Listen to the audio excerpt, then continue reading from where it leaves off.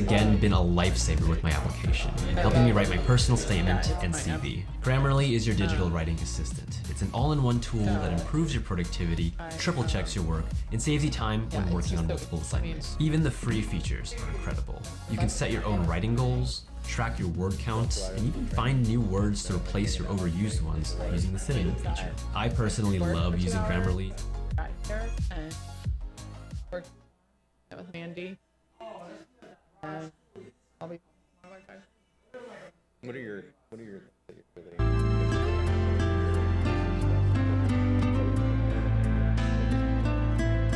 mean, I think we're doing a lot of microbiome. And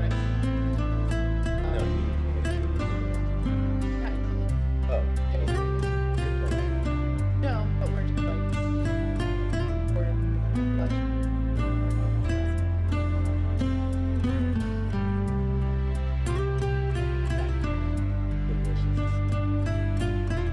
I don't know. It's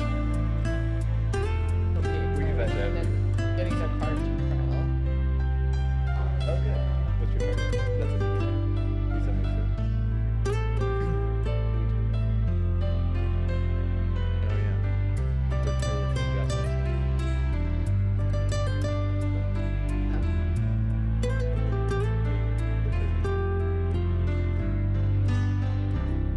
You feel like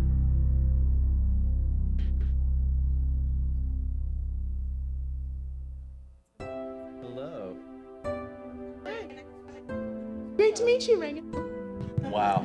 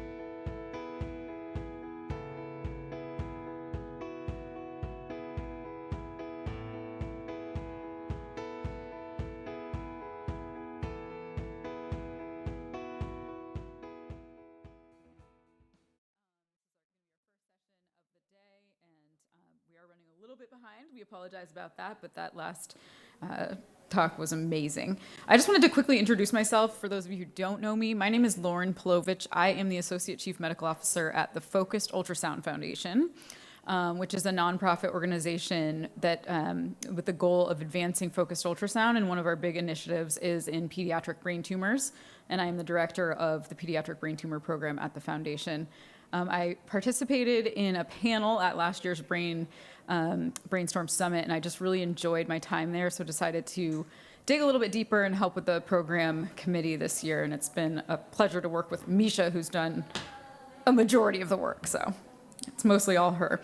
But so we are going to have a session which is titled Pediatric Brain Tumors 101, many different tumors, one community, and essentially the takeaway from this, I think, is that there are some commonalities that can be drawn between different types of brain tumors, despite there being a number of different types. So they're going to give us a little bit of information and background on the similarities and maybe potentially some of the differences and what we can potentially infer from one tumor type to another from the discoveries amongst the pediatric brain tumor community at large. So we will hear today from Dr. Cassie Klein. She's the Director of Clinical Research in Neuro-Oncology at Children's Hospital of Philadelphia, and Dr. Jean Huang, who is the Chief of Oncology at Children's National. So without further ado, I will transfer it over to them, and we are going to have a discussion part of this talk, so a mic will be running around the room as well. So please save up your questions, write them down. Thanks, guys.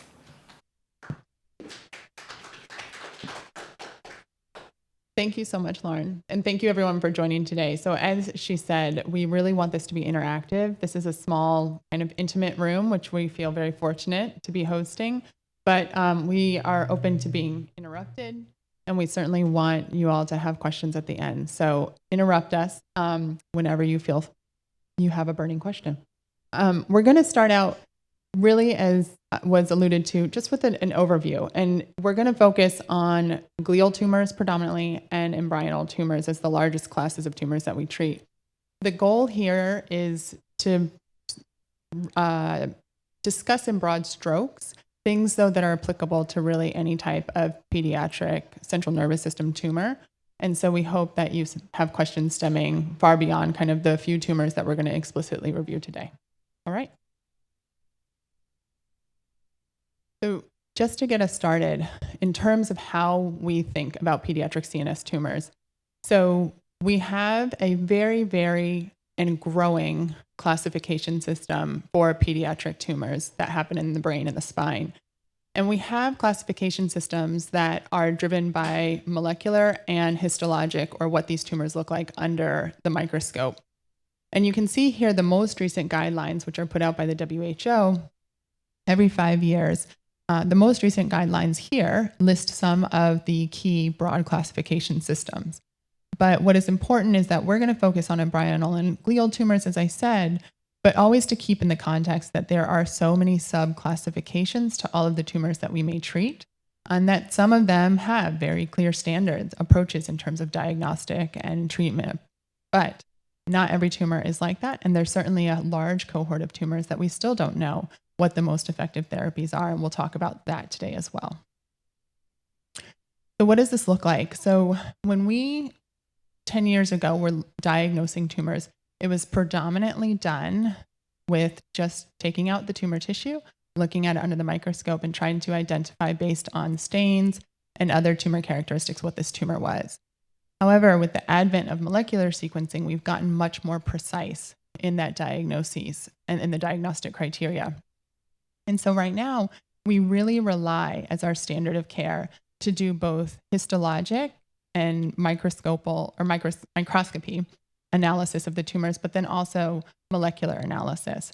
And what that most commonly means is looking at the building blocks of these cells, the DNA most commonly, and looking at the different types of mutations and what has gone wrong in that tumor, and utilizing the commonalities across different tumor types to really isolate out that not only is this a glial tumor, but it is a glial tumor with a histone alteration or a BRAF alteration, and using that additional layer of information to help inform what that tumor is and where we go from here. And certainly we are now getting more and more precision-based in that we're utilizing RNA sequencing, we're using methylation-based profiling, and any number of layers that help us truly figure out what these tumors are. And what's interesting is that we are now identifying that tumors that used to be classified a certain way, as we're getting more and more information, we're subclassifying them much more precisely, and hopefully that will ultimately translate into better therapies too. But just to give a rundown of what that looks like in the setting of a tumor, for instance, utilizing medulloblastoma here, which is the most common malignant pediatric brain tumor, and it's an embryonal tumor. They used to just be identified as a medulloblastoma.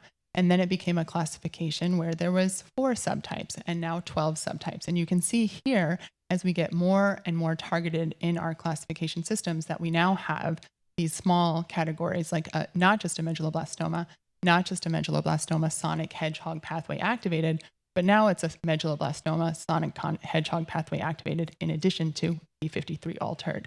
So these are just the different steps and the more extensive steps that we're taking so that we can better identify what we're treating and how we might go about doing so.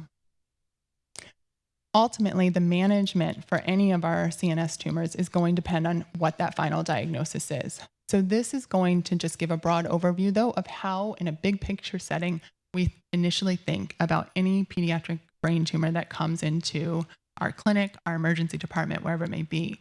First and foremost, our goal is to get tissue. There are certainly tumors, such as diffuse midline gliomas, where it may or may not be feasible to get a substantial amount of tissue. And we're going to be talking about biopsies only. And we'll utilize that tissue to the best that we can to confirm the diagnosis and potentially save tissue for clinical trial opportunities and other research opportunities that may be warranted for the patient. But there are other tumors where the goal is to get as much of it out as is safely feasible. And tumors like medulloblastoma, for instance, ependymoma, gliomas in different parts of the brain that are more agreeable to getting them all out. So the goal is really to be thoughtful about, the patient characteristics, the tumor characteristics, and working in a multidisciplinary fashion to figure out what is the best surgical approach. But in the majority of our cases, the surgical approach is going to be the first step that we're talking about and the first discussion that we're having with patients and families. And then depending on what we find out about what that tumor is, we're going into what are the next steps in therapy. Is it a low-grade glioma that was fully resected and there's no additional therapy indicated at this time? Is it a medulloblastoma where we're going to be talking about radiation in certain age groups followed by multimodal or multi-agent chemotherapy? Or is it going to be a high-grade glioma or diffuse midline glioma where we're going to be talking about radiation and then immediately moving into clinical trial discussions? And all of that's going to be driven by what we find out once we have that tissue in front of us. The one exception that is still prominent in our world is diffuse midline gliomas of the pons, wherein at most of our institutions that are centers of excellence or that there is well-versed and very experienced neurosurgeons where we feel comfortable that it is safe to do a pontine biopsy, we will still be talking and recommending a biopsy as the first step because of the molecular classification, the clinical trial opportunities, and hopeful information about what we may glean in terms of prognosis from the molecular characteristics of these tumors. However, there are situations and that we can still utilize a radiographic image to identify that most likely this is a diffuse midline glioma. And some patients and families would feel that they want to and they're comfortable relying only on the radiographic image alone. And that's something that we partner with families and patients on. But for the majority of cases, with that mostly single exception, we're really trying to get tissue. Certainly in the low-grade glioma setting, if there's other reasons not to pursue tissue, like an optic pathway glioma or an area of the brain where we think that this is a slow-growing lesion, we can continue to monitor it, and we don't need to be aggressive and get tissue up front, we're also potentially going to be using radiographic characteristics. But in our world, I would say that the first step we talk about is, do we need tissue and how are we going to go about getting that? So then we have the tissue and it immediately, of course, goes off to the pathologist and they start to look at it under the microscope. And within the WHO classification system, our tumors are graded 1 to 4. 1 and 2 are lower grade tumors, 3 and 4 are the higher grade tumors. So what is meant by that? So the lower grade tumors tend to have, they're less aggressive, less likely to be multifocal perhaps, more likely to be driven by single mutation alterations, and and perhaps more likely to be agreeable to targetable options because they just have a single alteration. In contrast, once we start getting into the WHO grade 3 and grade 4 lesions, and this is, and you'll see here across any number of types of tumors, so glial tumors, embryonal tumors, glial neuronal tumors. So in those higher grade lesions, you're going to be battling a larger mutational burden, most commonly. You're going to be potentially battling more elegant or challenging anatomic locations, multifocal disease, infiltrative patterns. So other characteristics that may or may not make these tumors more likely are challenging to treat and come back. And you can see here that the list is quite broad. And we utilize this, this diagnostic criteria, again, based on both pathology characteristics or histologic characteristics and the molecular characteristics as well. So I'm going to, oh, yes. Mm-hmm. Mm-hmm.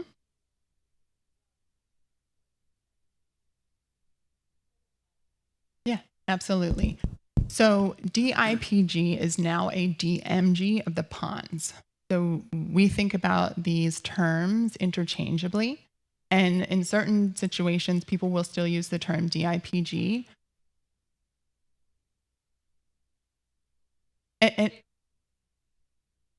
it's not necessarily wrong to do that, but the pathologic diagnosis is now considered a DMG of the pons, but the characteristics of the tumor and the molecular alterations of the tumor are not necessarily distinct. And I think the more historically commonly used term is DIPG, which is why people still frequently use it. But again, it's really a kind of a clarification, because we know that DMGs now are the same tumors that were previously DIPGs of the pons, but that these same tumors that have similar characteristics occur in the thalamus and the spine as well. And so limiting it to DIPG is not necessarily accurate, but the tumor characteristics are not different per se. Does that address your question? And the treatments also can be very similar, with some exceptions in terms of considerations of a tumor occurring in the pons versus the thalamus. So, but ultimately at the end of the day, the diagnosis is really the same. It's just about the anatomic location.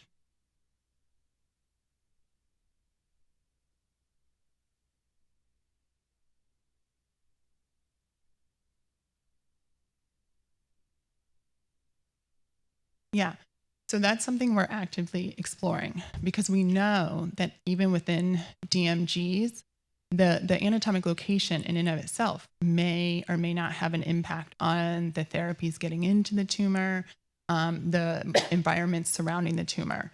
So there may be distinctions even within DMGs that might affect whether or not a drug works depending on the anatomic location. So that's certainly a question that we're trying to answer now in our trials, and perhaps looking at tissue that's collected from the thalamus versus the pons versus the spinal cord and seeing if there's distinctions. But in theory, the cells involved and the molecular markers are the same. Oh.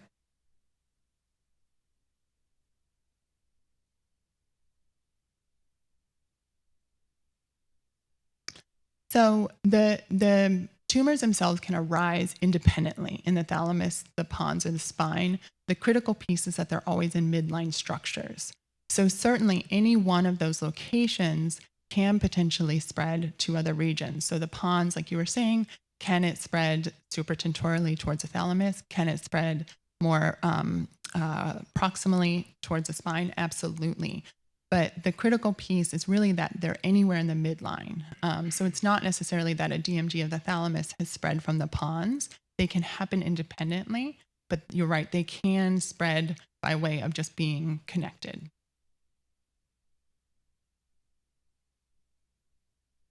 The right thalamus in January, and we're looking at a bunch of different trials. We have had him in a trial for a while, but I've noticed that a lot of them are not, he's not eligible for because of the location and because it's diffuse midline glioma. Like, for example, the senolysis is Nollisons is supposed to only be for DIPG. And then there's a CAR T cell at Stanford, which I sort of understand. But so can you speak to a little bit about, because sort of what I think is like for Nollisons, if it does well enough, and I think it's doing really well, over time, it might become available. Or is it because of, the differences between DMG and DIPG or? Yeah. So most of the time that's driven by anatomic location. So in the setting of, like, for instance, the Stanford CAR T trial, let's just use that as an example that you mentioned. So there was side effects in the mice in patients that had mice that had thalamic tumors that made us concerned in translating it to humans with thalamic tumors. So that's why they've restricted their criteria to the PONS. It's not the same for every CAR T trial, but that was kind of how they made their determination. So, and then in the setting of sonolescence, some of this is driven by, what has been tested and kind of the infrastructure that's in place and things of that nature. And perhaps Dr. Wong can speak to that a little bit more as well. But some of it is driven by the anatomic location, what has been seen in the preclinical work, what the equipment that is potentially involved in terms of reaching a certain area of the brain. So there's a spectrum of why that determination may be made. But again, it doesn't necessarily mean that the tumors themselves are intrinsically different in terms of when you look at the cellular makeup of them. It doesn't, it's possible, like I said, the microenvironment around the tumor or the anatomic location may be distinct, but at least today, what we know about these tumors, when we look at them, they're the same.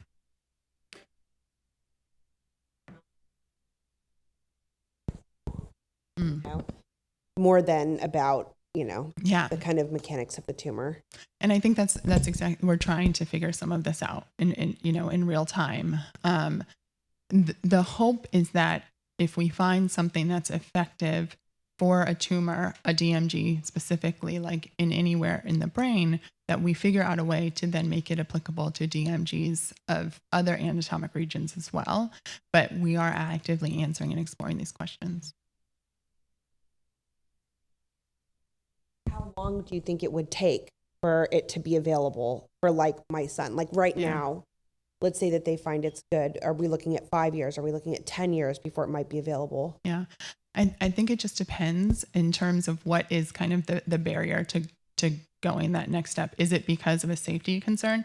If it's a safety concern, then it may be that for whatever reason, that agent is just not safe to give for that tumor, and based on the anatomic location. If it's, testing out if it's safe in one region before moving into another, then it might just be the nature of enrolling a certain number of patients, making sure it's safe, and then opening up. If it's, equipment or the way that machine is interfacing with that anatomic location, is maybe there's technologies involved. So I think it really there's some nuances to the question in terms of what is the barrier and what's the decision making behind why we're perhaps not targeting that region. Yeah, I mean, I would agree, and these are really important questions.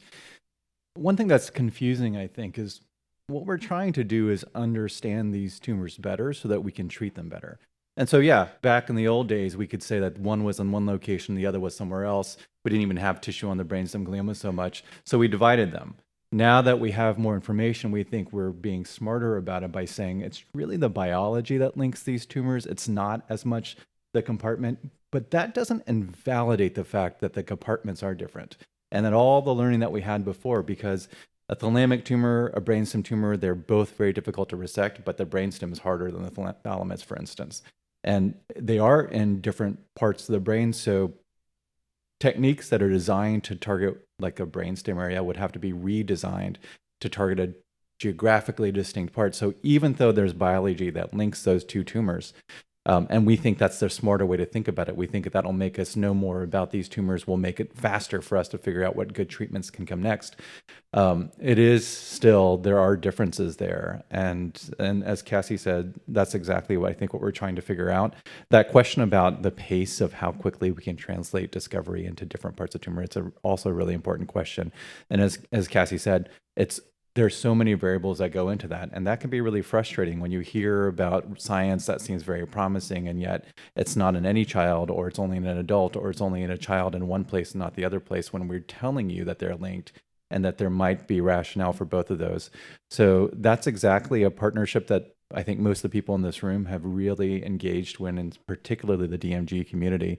And that's accelerated things, even though it is not, I know, fast enough for people who are today going through that. So we are all trying very quickly to figure out what is the right thing to translate to every child or to other children. And then how do you do that? And the challenges of the mechanics of the devices and the support of the companies and the regulatory bodies as well. And then, just the process of opening trials and going through those. That's exactly what we're incredibly grateful, because it's the people in this room that have really helped to accelerate that process better than we were able to do by ourselves, but it's not fast.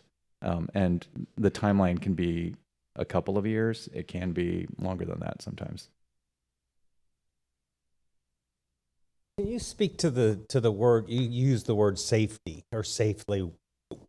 How are you guys determining what that is? These kids have been given, we were given 6 to 12 months for our son to live, right? Mm-hmm. So if he doesn't get the therapy, we've already been told he's not going to live anyway. How do you guys determine that? Yeah. So I think that's a good question. And certainly I think when we come at these clinical trial designs, we want to be as aggressive as possible and make them accessible to any child or patient that needs them.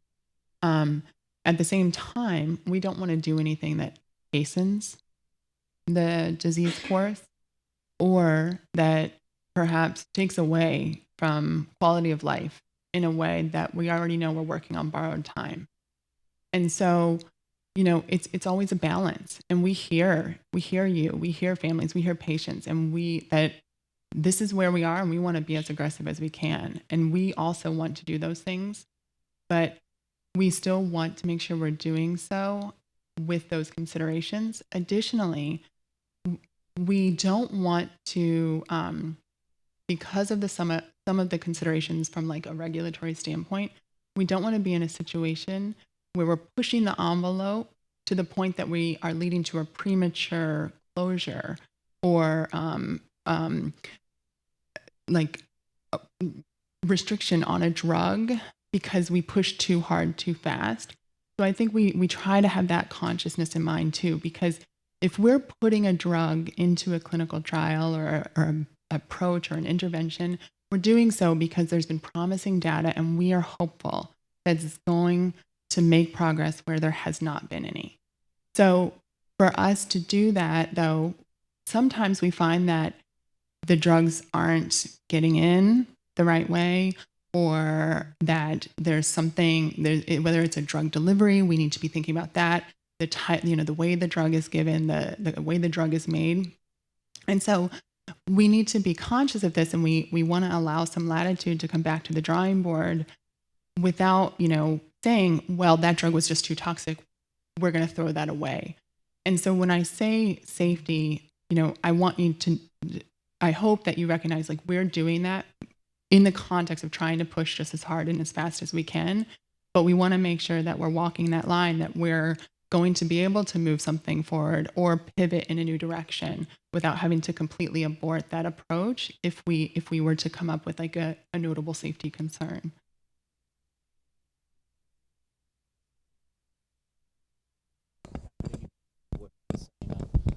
Our daughter was treated at Children's National for DMG. She passed away back in December. She was on the PNOC 022. Mm-hmm. And one of the frustrations that we had was because of the Paxilosip, she developed a rash all over her body. Mm-hmm. And she had to come off of that drug because of the rash. And it wasn't the doctor's decision. It was the rules of the study. And she went downhill very quickly after that. So is there any way for doctors to independently say, you know what, if we take a patient off the drug, that's not the best idea? I mean, because the rash was just a rash. Yeah.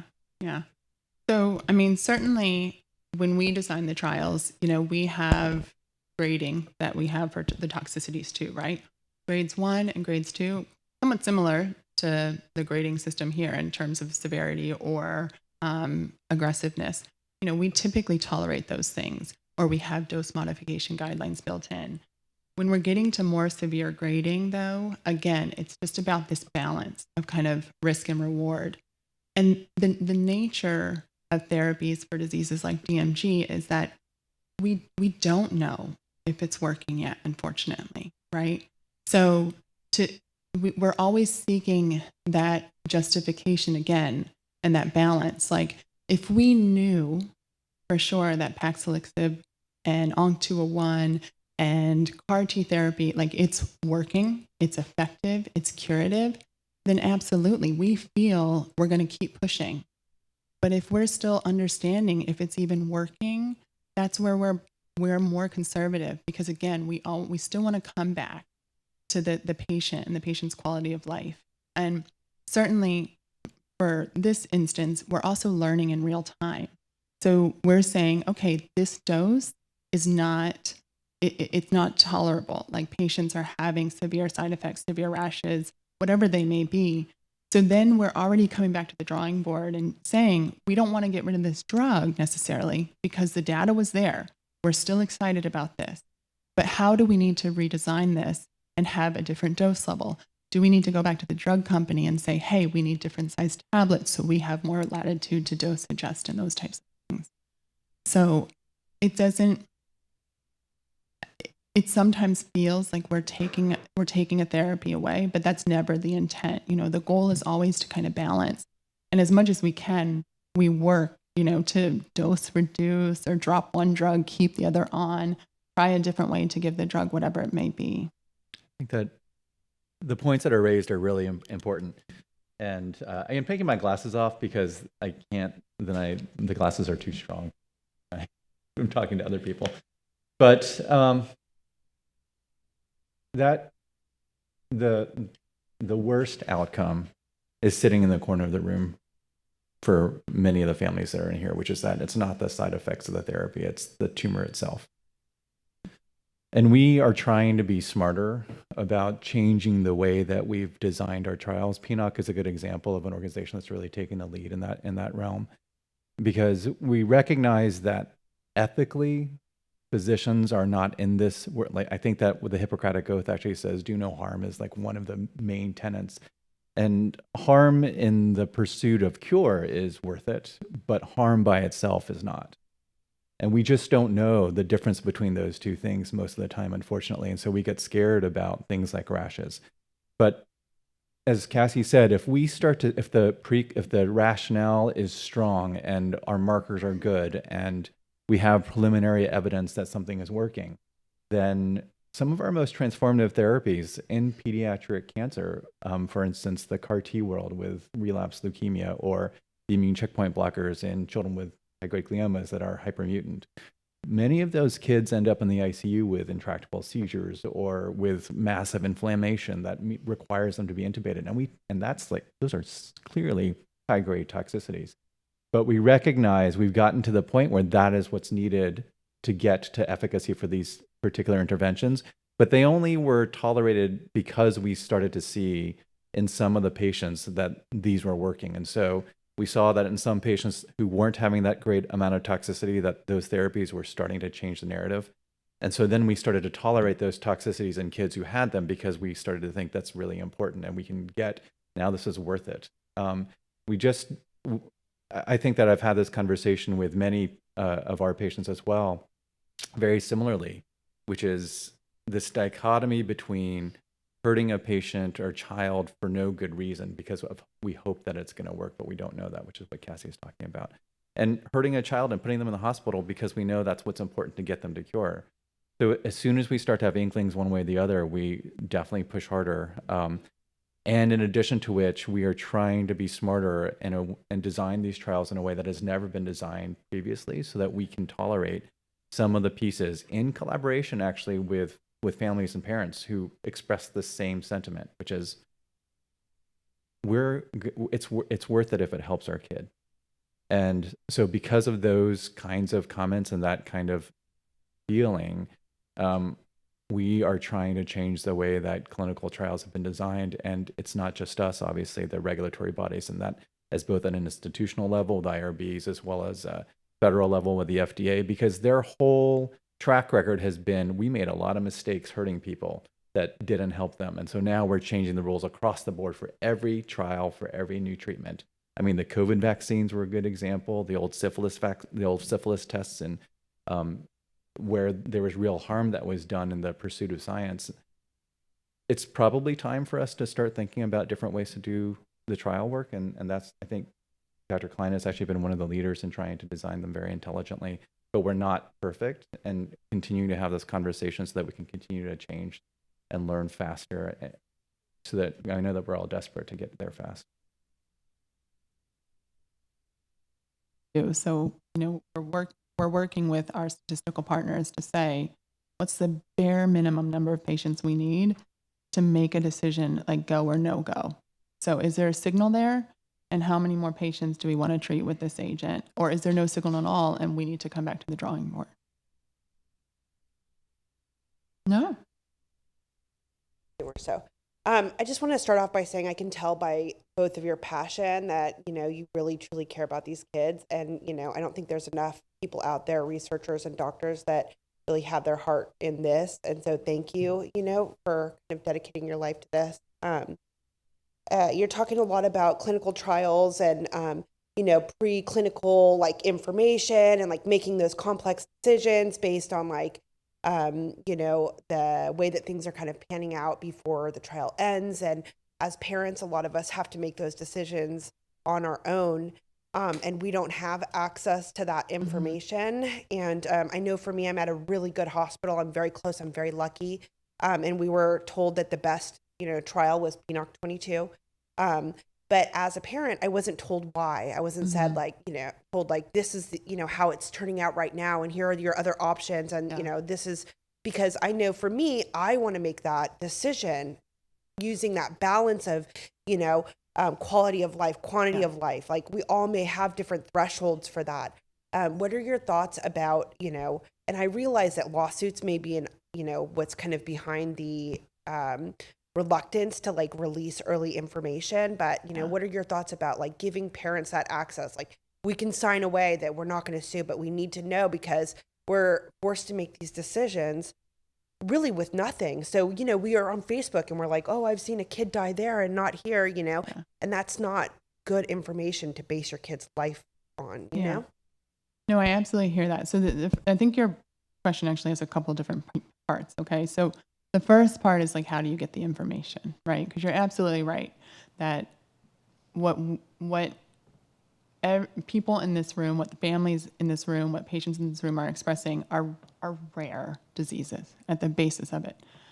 Dr. Wong and I don't feel like these are rare diseases because we see this so much, because we work at very high volume institutions with people focused expressly on these rare diseases. So I think, though, it is always important to make sure you're getting a broad spectrum of what is out there, because at the end of the day, none of us can tell you this is going to work and this is not going to work, because we don't have that answer yet. But what we can do, and what is our responsibility, is to be transparent about this is what is available. These are potential side effects. This is the data we have in terms of how many patients have been treated with this and which one may or may not have the most experience.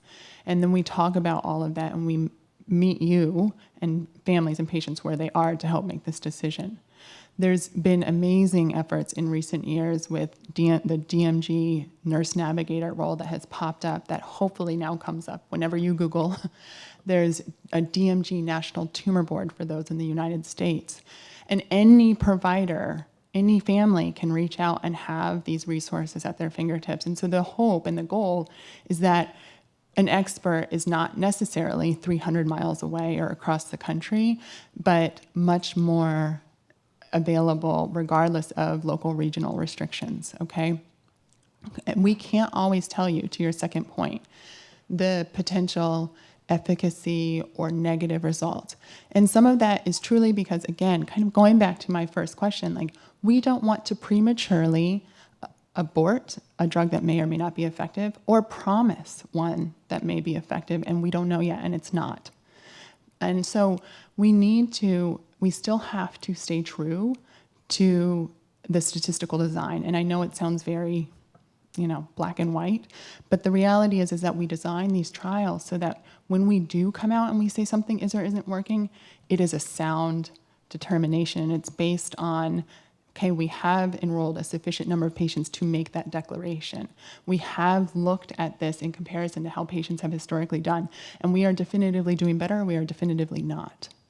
And so I feel like we as providers always have to be transparent with families, and we have to give you all potential options that may or may not be available. But you're absolutely right. Sometimes we are more guarded in terms of what we might tell you about whether or not this is working. And truly, that is only because we may not know yet. In many cases, we don't know.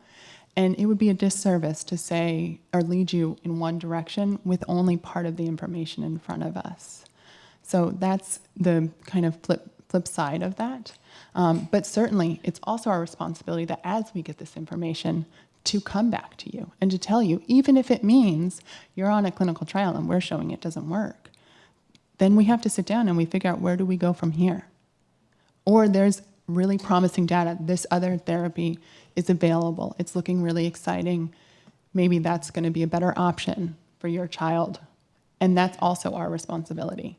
And so the key piece there, I think, is to just be with a team that you trust. And it doesn't need to be one of us, but finding even a local practitioner that you feel you have a good relationship with, you have trust, and you can understand that if they don't know the answer, they're going to go out and find that answer, at least find the people that can help them figure it out.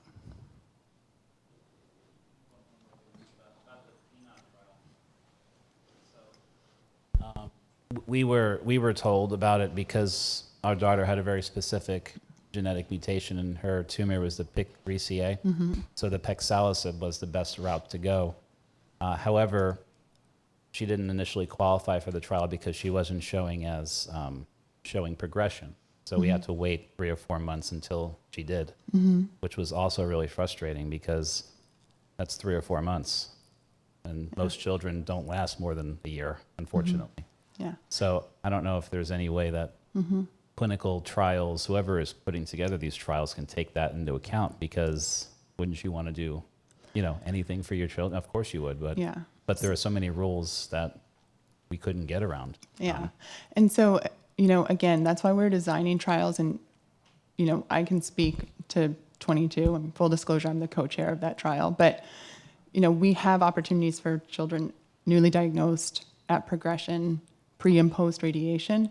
That being said, every trial has certain eligibility criteria. So it might mean timing that it took to get the child to radiation. It might be how far are they out from radiation. It might be they required to be enrolled before their biopsy. And so again, that's where it becomes the goal is to get you as much information as soon in the diagnosis as is possible, so that you can understand all of the options that may or may not be out there. And I think, again, when you have experts, and it can be through a national tumor board, it can be through nurse navigators, it can be through your primary provider, the goal is to have someone say to you, hey, listen, the clock is ticking. For this trial, we need to enroll within this time period, and to be always transparent about this opportunity may or may not be here after this time point, or when the disease has reached a certain course. But you're absolutely right, in that we're trying our best to make trials available to any child, regardless of where they were in their course. And certain diseases may or may not. You guys are asking very good questions. Yeah. You're doing exactly what we asked you to do. We did say we wanted the conversation. It's true. It's worked. But it is on us. And again, that's where what was said earlier in terms of hearing the voices in this room and answering to our patients and families.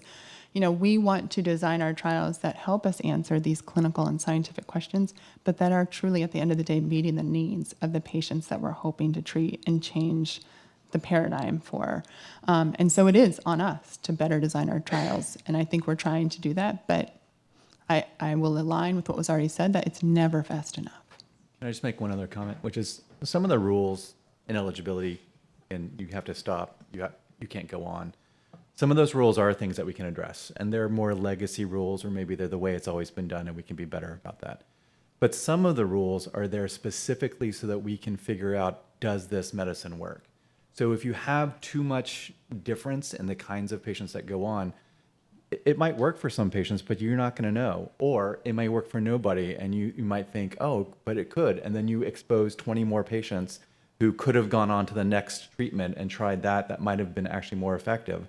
And so that challenge about saying when a child can access a particular medication per the rules of the protocol, it's really there for only two reasons. One is to make sure that we're minimizing the possible safety hit that child gets.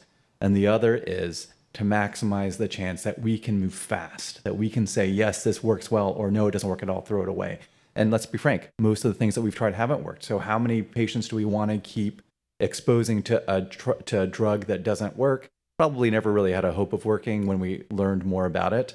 But because we didn't align the dots well enough, we kept hope alive that it might. And so enrolled 15, 20, 30 other children who really could have gone to the next novel treatment that had a better chance of working. So again, I think that some of the rules we have to be very thoughtful about, and that's a really important point.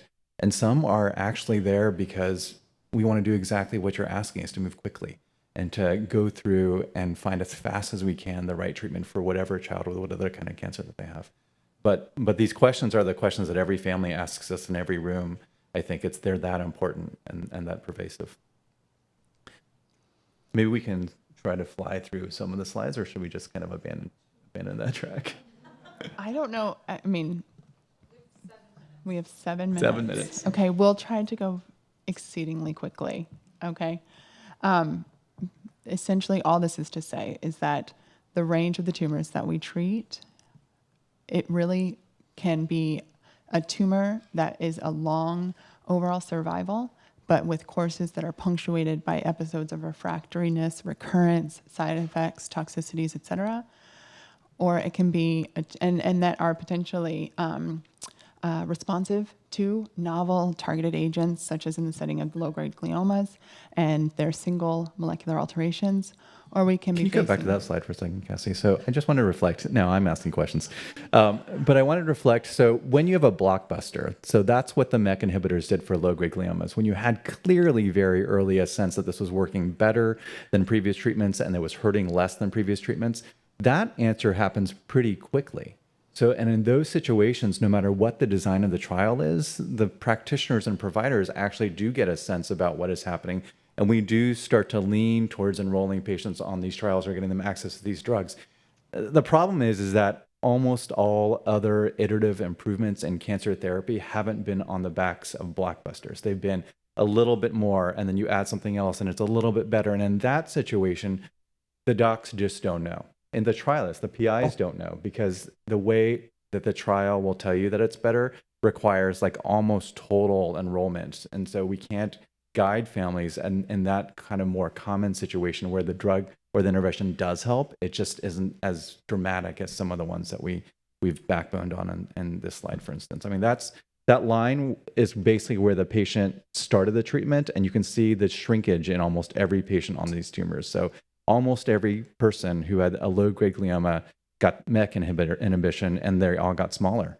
And I mean, that's a no-brainer. That's a win for everybody. But all that is to say is these drugs are they're in phase 3 trials, because at the end of the day, you still have to prove them against standards of care.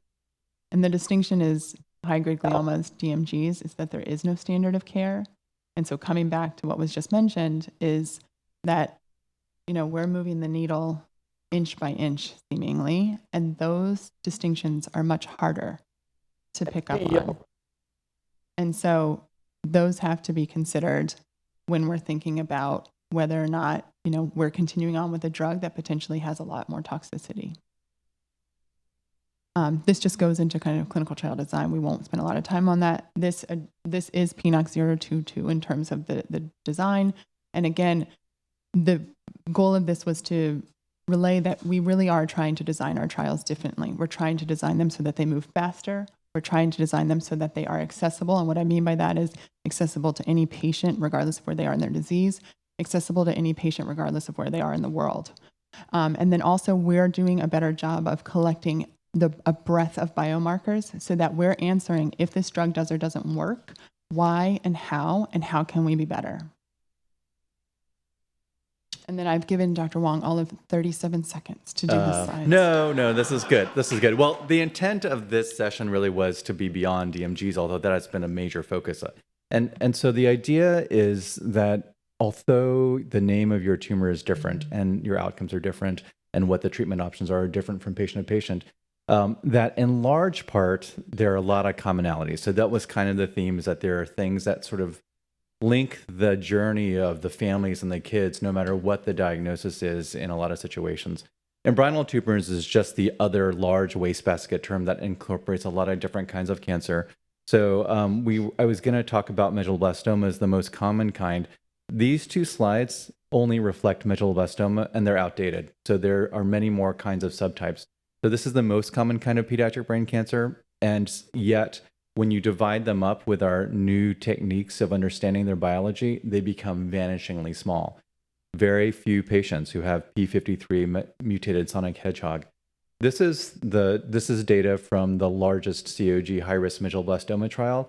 The only thing I want you to focus on is the numbers of these patients. So this is a different kind of community of patients and their families. It's a kind of treatment that we can actually cure a large proportion of children with medulloblastoma, except in certain situations. And those are the numbers. So over almost 800 children with medulloblastoma were enrolled on two studies, ACNS 0331 and 0332.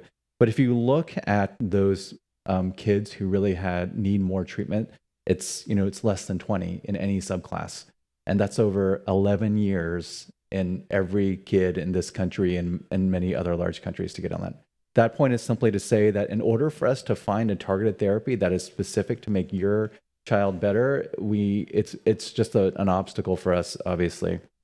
We are trying, this is the clinical trial design for the next high-risk medulloblastoma trial.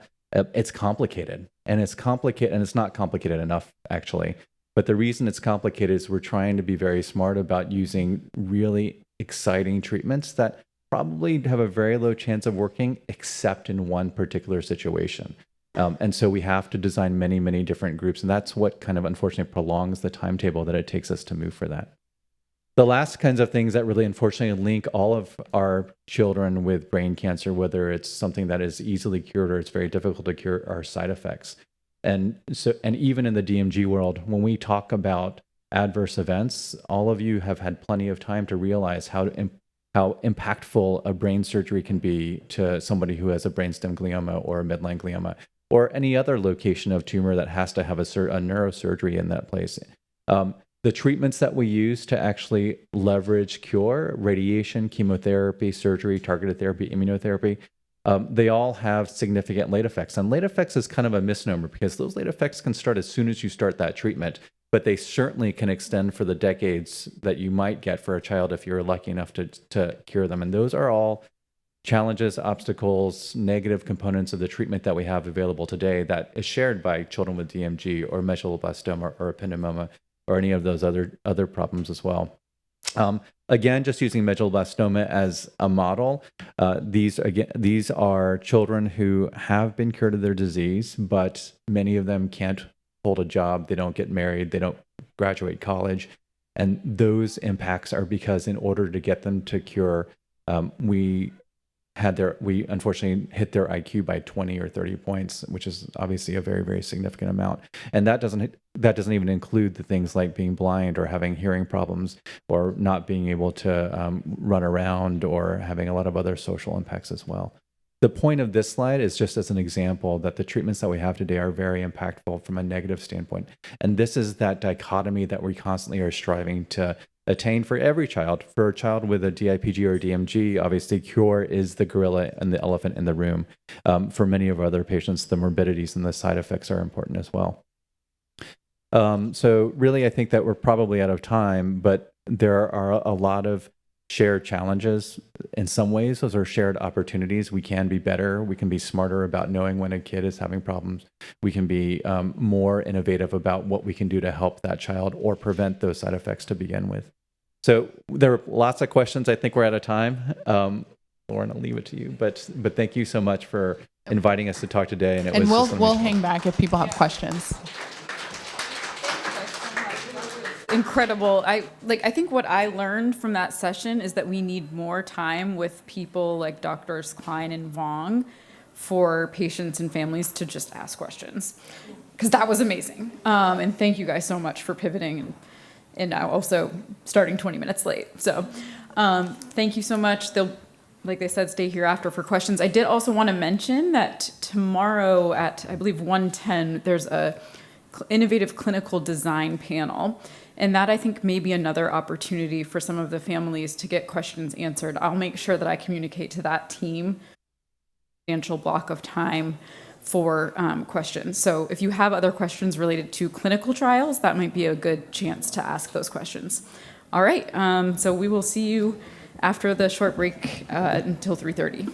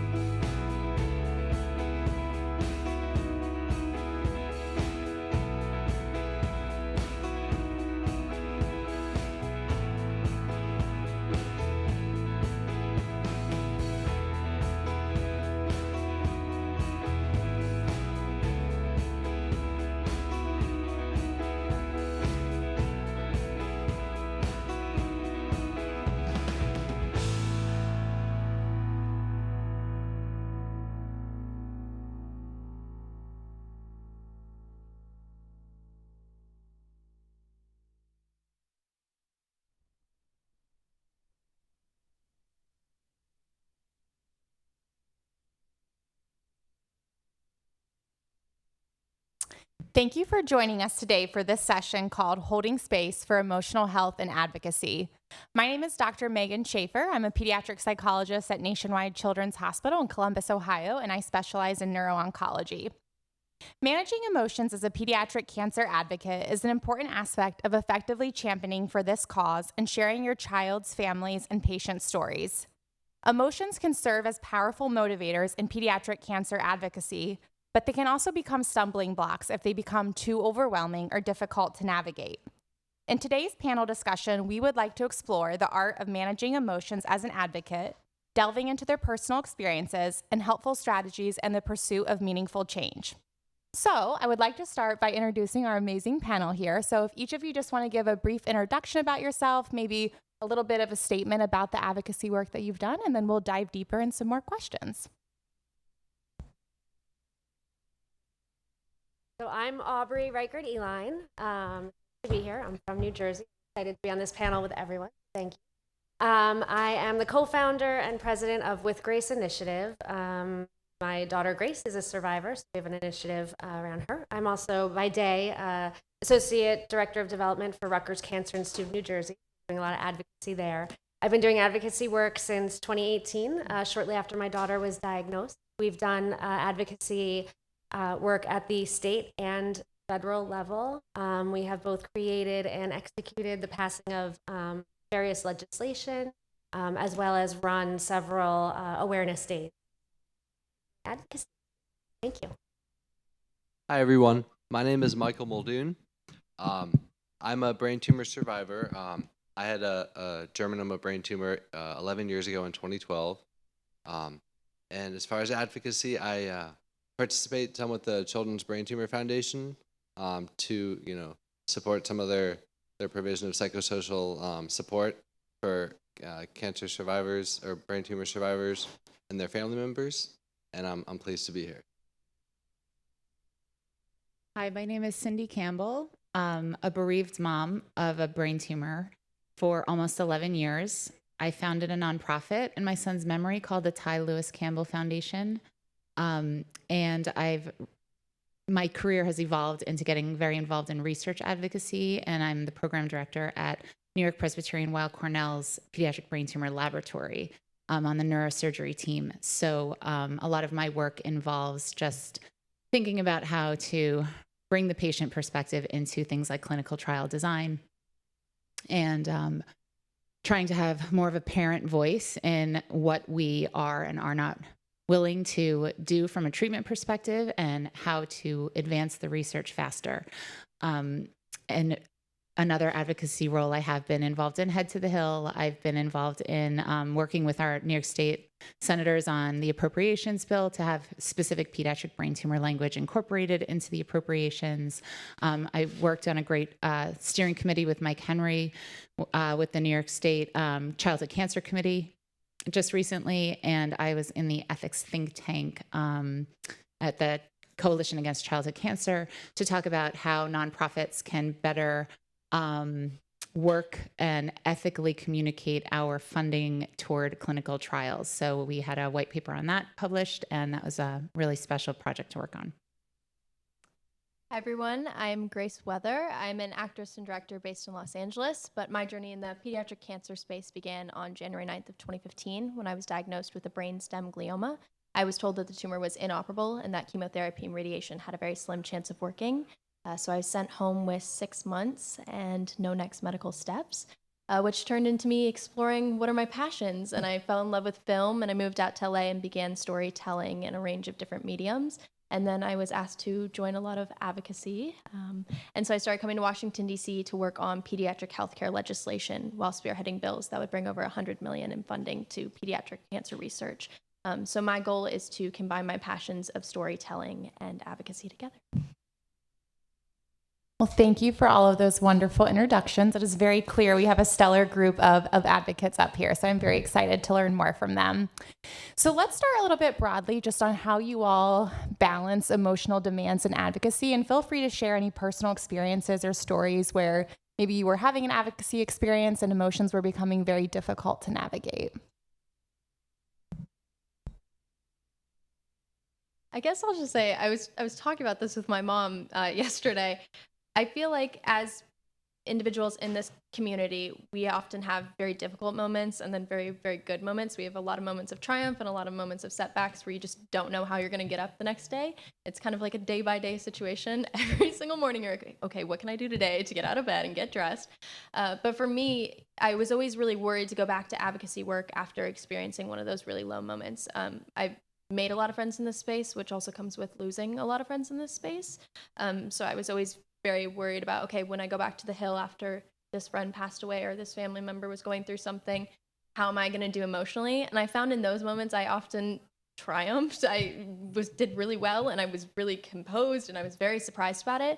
And then it'll be like a Tuesday afternoon on Zoom with a Congress member and I'll start bawling my eyes out for no reason. And, you know, for me, that was learning that grieving and healing and living in this community isn't always linear. There's not always an excuse or a reason for why today is necessarily difficult. It's just some days are difficult and some days are not. And so I was always really nervous in those moments where I thought it was going to be really hard. And then having those kind of creep up moments that you don't necessarily expect to be emotionally overwhelming for you, but they are. So just learning that it's not linear and you can have a bad day, whether it's a bad day or not. Yeah. I've experienced that as well. With my daughter, because we specifically set out for certain legislation actually in the state of New Jersey, and through that we started advocacy with my daughter Grace and her friend Will, and he ended up passing before the legislation went through, and that was really hard. And I had the conversation with my daughter, like, you know, it's okay that if you don't want to be here and don't want to do this, it's okay to step out, because I always wanted to make sure it's her choice to go forward. And every time she chose to, and a lot of times she gains from those that she lost in the process, she's like, no, like, you know, I started this with Will and I'm going to finish it, you know, and that's what drove her forward. And I would agree, you know, it's true. It doesn't always sneak up on you right at that time, but it does afterwards. And I try and always, even though it's hard and you want to get things done, to pause and be okay with taking space if you need to, or giving that option. I think is important, because I think you'll probably hear it a lot throughout this panel. It's a marathon, not a sprint. And you have to have those moments of space, because stuff's not going to happen overnight. So you have to be okay with taking a pause to regroup and then step forward, and being okay with that. Just to add a bit, one thing that I try to focus on or remind myself of is to have compassion for myself, especially amidst high standards that I hold for myself, or that others hold or that I perceive others hold, especially, you know, when I want to make a significant positive impact in the space, you know, but also recognizing that, you know, we're all human, we all have our vulnerabilities, and sort of being aware or insightful of those, and I guess being that way can help us take better care of ourselves.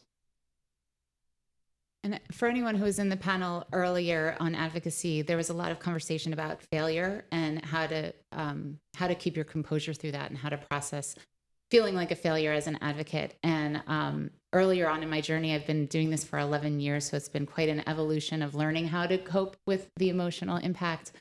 But early on, I learned that social media was not good for me. And there was this need after my son passed away to know that he was remembered.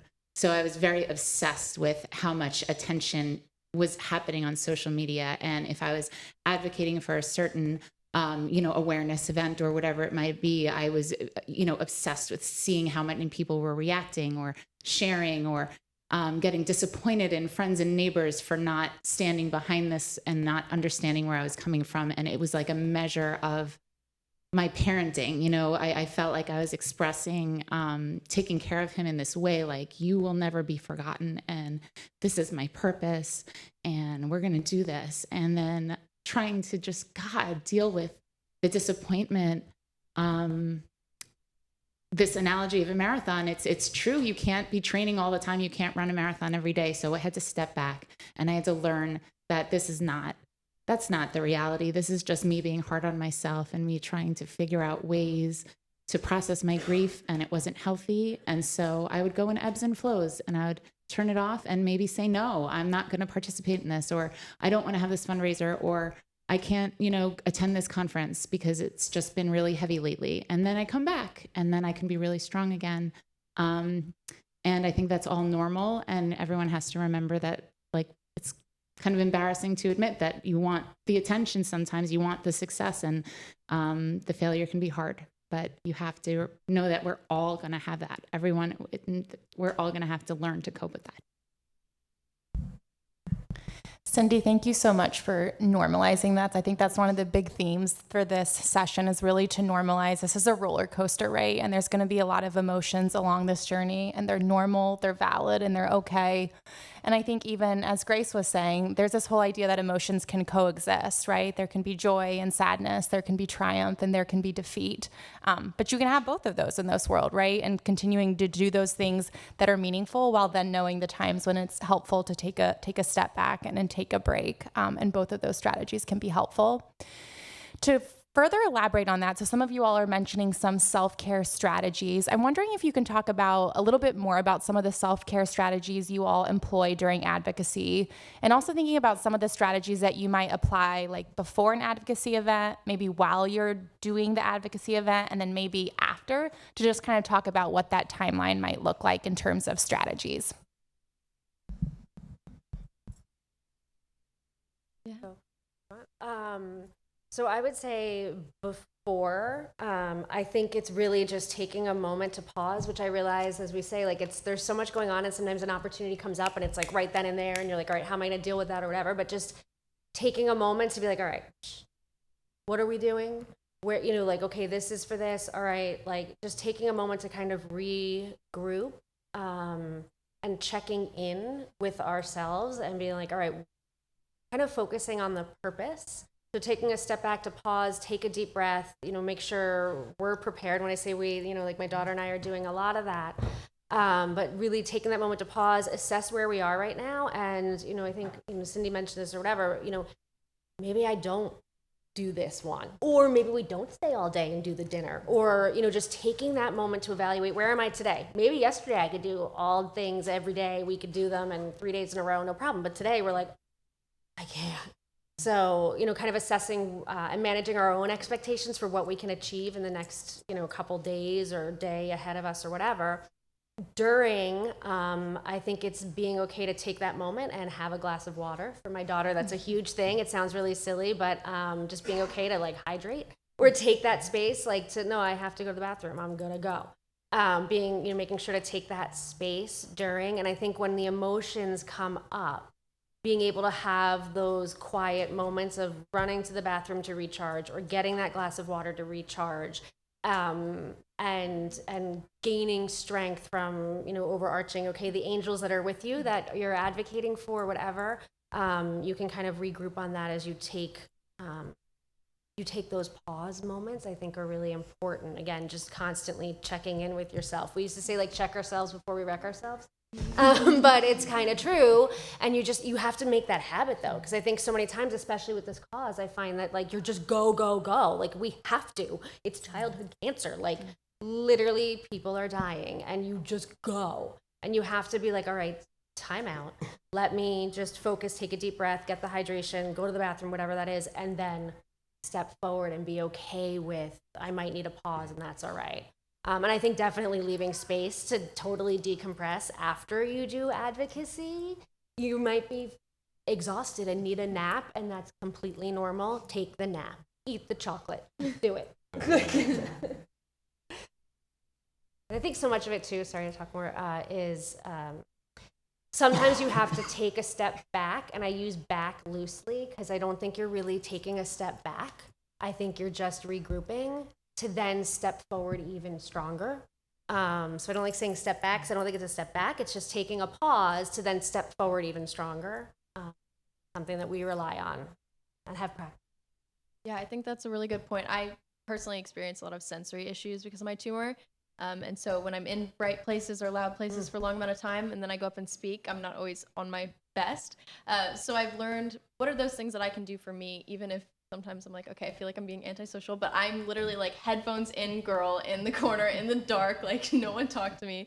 And I find often I'll walk into like advocacy events or things that I'm speaking at, and no one will know who I am until I'm on the stage and I'm speaking. And then after I speak and I know that I've done what I need to do and I've communicated the things I need to communicate, then I'm having conversations with people and I'm talking to people about personal topics and what are you doing in life and things like that. But for me, I kind of hit this wall sometimes, and then I hit the headache wall, and then I can't help anybody once I've hit the headache wall. So how can I kind of preserve my energy before going into these things so I can deliver what I need to deliver, and then I can figure everything else out afterwards. So yeah, I'm headphones in dark rooms. So another angle of this, I guess before, after, and or during advocacy events, especially for those who maybe have a tendency to worry or have racing thoughts about like the sort of pressure to put your best foot forward. But I think it's important to remind ourselves that like being the authentic, unique self is what everybody wants, and is what is most convincing to those people with the power to make the decisions. And also, so that's kind of one perspective, and then also for yourself, I think it's important to validate yourself in your own efforts. I think some of the time we might sort of not be maybe lack a little bit of that confidence when we're in front of people that are very accomplished or are very experienced. But I think it's important to remind ourselves of our own strengths and that give us strength. I love that Michael said that, because I used to be so embarrassed to ask questions of the, more experienced advocates, or if I was just trying to learn about a piece of legislation, I felt like I just don't understand any of this, and just sit in the room and just over my head. And asking questions is so important. Being your true self is so important. Being vulnerable, telling someone that, my head is spinning and I just need to go into another room, and being honest about that. Some of my tactics to prepare if there is going to be some kind of big event would be, I really like to take time rehearsing to myself and thinking about exactly what I need to say so that my emotions don't take over when I'm trying to get this point across. So I do a lot of rehearsal of those, what are those key things. And then I find if I do that, sometimes I even have to step away, because a lot of times it's an event. So there might be an hour worth of socializing before you're getting up on the stage, and the whole time that you're having like a glass of water and a little awkward cocktail plate full of food, you're thinking about what you have to say in an hour, and your mind is freaking out. So I go to the bathroom and I rehearse in front of the mirror, and I hide. So that's a tactic. Hiding is definitely a tactic. I do. I hide from everyone. I think It's helpful. how Grace said, she goes in the corner with the AirPods or whatever. It's so true. Like finding that spot, whether you're at the Capitol, the state legislature, or an event. It's so true. Like that's one thing that we, like my daughter and I, especially her, because it's her that, needs it, is she's like, can we go upstairs? I'm like, totally, let's go. And like being okay with disappearing. To regroup and get yourself comfortable before you go out and lead. Yeah, I think these are all great strategies, and a lot of you all are talking about this idea of giving yourself permission to do what's best for you all, so you can be at your best when you're at that podium and you're having that conversation. And I think a lot of the things are also in some ways like they're mindfulness practices, what you're doing during those moments, right? And as you can all see, it looks different for each of them, and there is no right or wrong way to do it, but there's probably a right way for each of you to best take care of yourself, so again, that you can deliver the message that is most powerful for you all. And then I think the other thing of continuing to reconnect with that mission, right? When you're feeling weak or you're not as confident in yourself, of reconnecting why you're up here and kind of that meaning of what makes you be an advocate, right? So I love that. I think the other thing that I've also heard from other parents and patients who've done a lot of advocacy work in the after event is thinking more so about what are the other parts of your identity to help rejuvenate you, right? You are all phenomenal advocates, and you're probably mothers and fathers and brothers and sisters and friends. And so being able to dive into those things too. And I wonder if kind of, as you were saying, Cindy, that kind of helps you see more parts of yourself, right? And it helps you kind of fill your bucket in other ways so that you can be recharged for future events. I'm wondering now if you all can transition to thinking about, have there ever been times when you've felt burnout with your advocacy work, or times when you felt really fatigued? And in those moments, were there certain things that helped kind of reignite your passion or give you the energy to get back into it? Because there are, again, a lot of emotions and it's very intensive.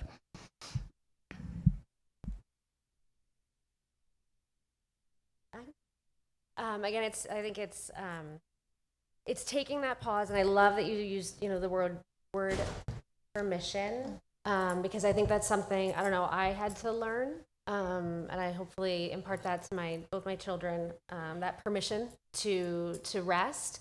I think something that I do, or I see my daughter do, and sometimes it doesn't happen so purposefully, it just kind of naturally happens, is kind of seeing, we're in this cancer world, so we have friends and families and things like that all around us. That's the reality of it, is odds are they're, all around us. And sometimes, I think the universe sends you messages. You're gonna think I'm crazy, but crazier, but sometimes something will just blip up. It's like another cancer mom, or, my daughter will see something on Instagram or whatever, and she's like, okay, we have to do this. So I think that one, regrouping, whatever that tactic is, a manicure, a nap, chocolate, whatever, doing that one and giving yourself permission to do that. And two is, whatever reminder you need to regroup and get back in there. Something that I know we use, because you see it kind of naturally, it just pops up on your phone, like, oh my God, Sophie's going to treatment tomorrow. Grace, like, we got to go tomorrow and do that speech. I'm like, I know. So those are things that just, because you have to do it. Like, we're fortunate that my daughter's here and she can speak. And if you looked at her, you wouldn't know she had a brain tumor. You wouldn't know she has all these endocrine issues and blah, blah, blah. Like, we're very fortunate. So I think focusing on that really helps us regroup and step forward. I guess for me personally, I'm an author as well, and so I spend a lot of my time writing. And during writing, I've talked to a lot of different mentors over the years, and they're always like, when you're having issues with your story, just shift mediums. So whether that's like painting the characters or like writing I always go and like pick up a guitar and write a song about the book, and I find I discover so much about the characters through doing that. And when it comes to advocacy, I try to do the same thing. I was doing an interview for Forbes, and they were asking me, like, what is the worst piece of advice you've ever gotten based on your career? And I remember thinking about it for a really long time, because I was like, what is it? Because everyone's so supportive in this community. And it was, a lot of people were like, oh, well, your advocacy work is really easy because it's not a political issue, so there's not going to be any problems. And as I got more into legislative work and I started going to the White House and Capitol Hill, I realized that was not true. There was a lot of arguments, there was a lot of hardships, there was a lot of roadblocks. It was not this like easy gold star pass that I thought it was going to be. And so I got very frustrated, because I was like, how do you guys not understand? This is childhood cancer. Like, I feel like this is supposed to be so easy. I've been told that it's supposed to be easy. It is not easy. And so I was looking at it from the perspective of a writer, of how can I shift mediums here? And so there was a really hard time towards the beginning of a couple years ago. It was COVID, so it was really hard to get things passed in the House and get things onto the floor. And some bills I was working on had just kind of expired, and the year was over, and I was like, okay, what can I do in my other mediums that I feel passionate about? And I was like, well, I'm a filmmaker. How can I incorporate this into advocacy? So it was Zoom territory time. So I started interviewing a lot of bereaved mothers over Zoom, and I created a documentary about the legislation that they were working on. And for me, that was so passion reigniting, because I was able to combine these mediums of things that I had full control over. So when things aren't working in one area, how can we shift to other areas and find things that make us feel fulfilled and make us feel creative and make us feel like we are still doing everything we can do, and not letting those outside sources kind of block us from feeling like we're being helpful or we're being successful in our advocacy. So yeah, shift mediums when you get stuck. To add to that, first, I like the point that was mentioned, to consider that we and others have multiple parts to ourselves. Even if we're an advocate professionally, there are many other parts to our identity that can source of strength and also vulnerabilities. As far as being emotionally burnt out, I think a lot of us, there could be many causes for each person of that, like as a result of different parts of or different domains of life, whether that's family, professional, etc. And I find that when that happens to me, I sort of need to, take a time out, take a step back, and sort of focus on myself, because I guess the cliche advice of like you got to help yourself before you can help others. But I think, there's a lot of truth to that, and we can go on we can proceed for a little while, maybe if we're without prioritizing our health, but eventually that's going to come back to bite us, where if we don't do it, if we don't do so. So it's my general approach. One of the things that I've allowed myself is I just realized in working with this so frequently that it becomes really work, like you're used to sharing these stories and almost feels like you're forgetting the emotional component. Like there's times where it feels almost like it's routine, and that's not the way it's supposed to be ever. So one of the things that I do is, like, when it's really pent up and a lot of time has passed and I haven't had a moment, like I'll walk out of an event or whatever it was and just let it completely consume me and just cry like crazy. Like one time was walking through Central Park and just like crazy crying, walking in a public space, but it was so helpful. And it's, it's important. I think it goes back to what you had said about permission. Mm-hmm. Like, what you need in that moment, do it.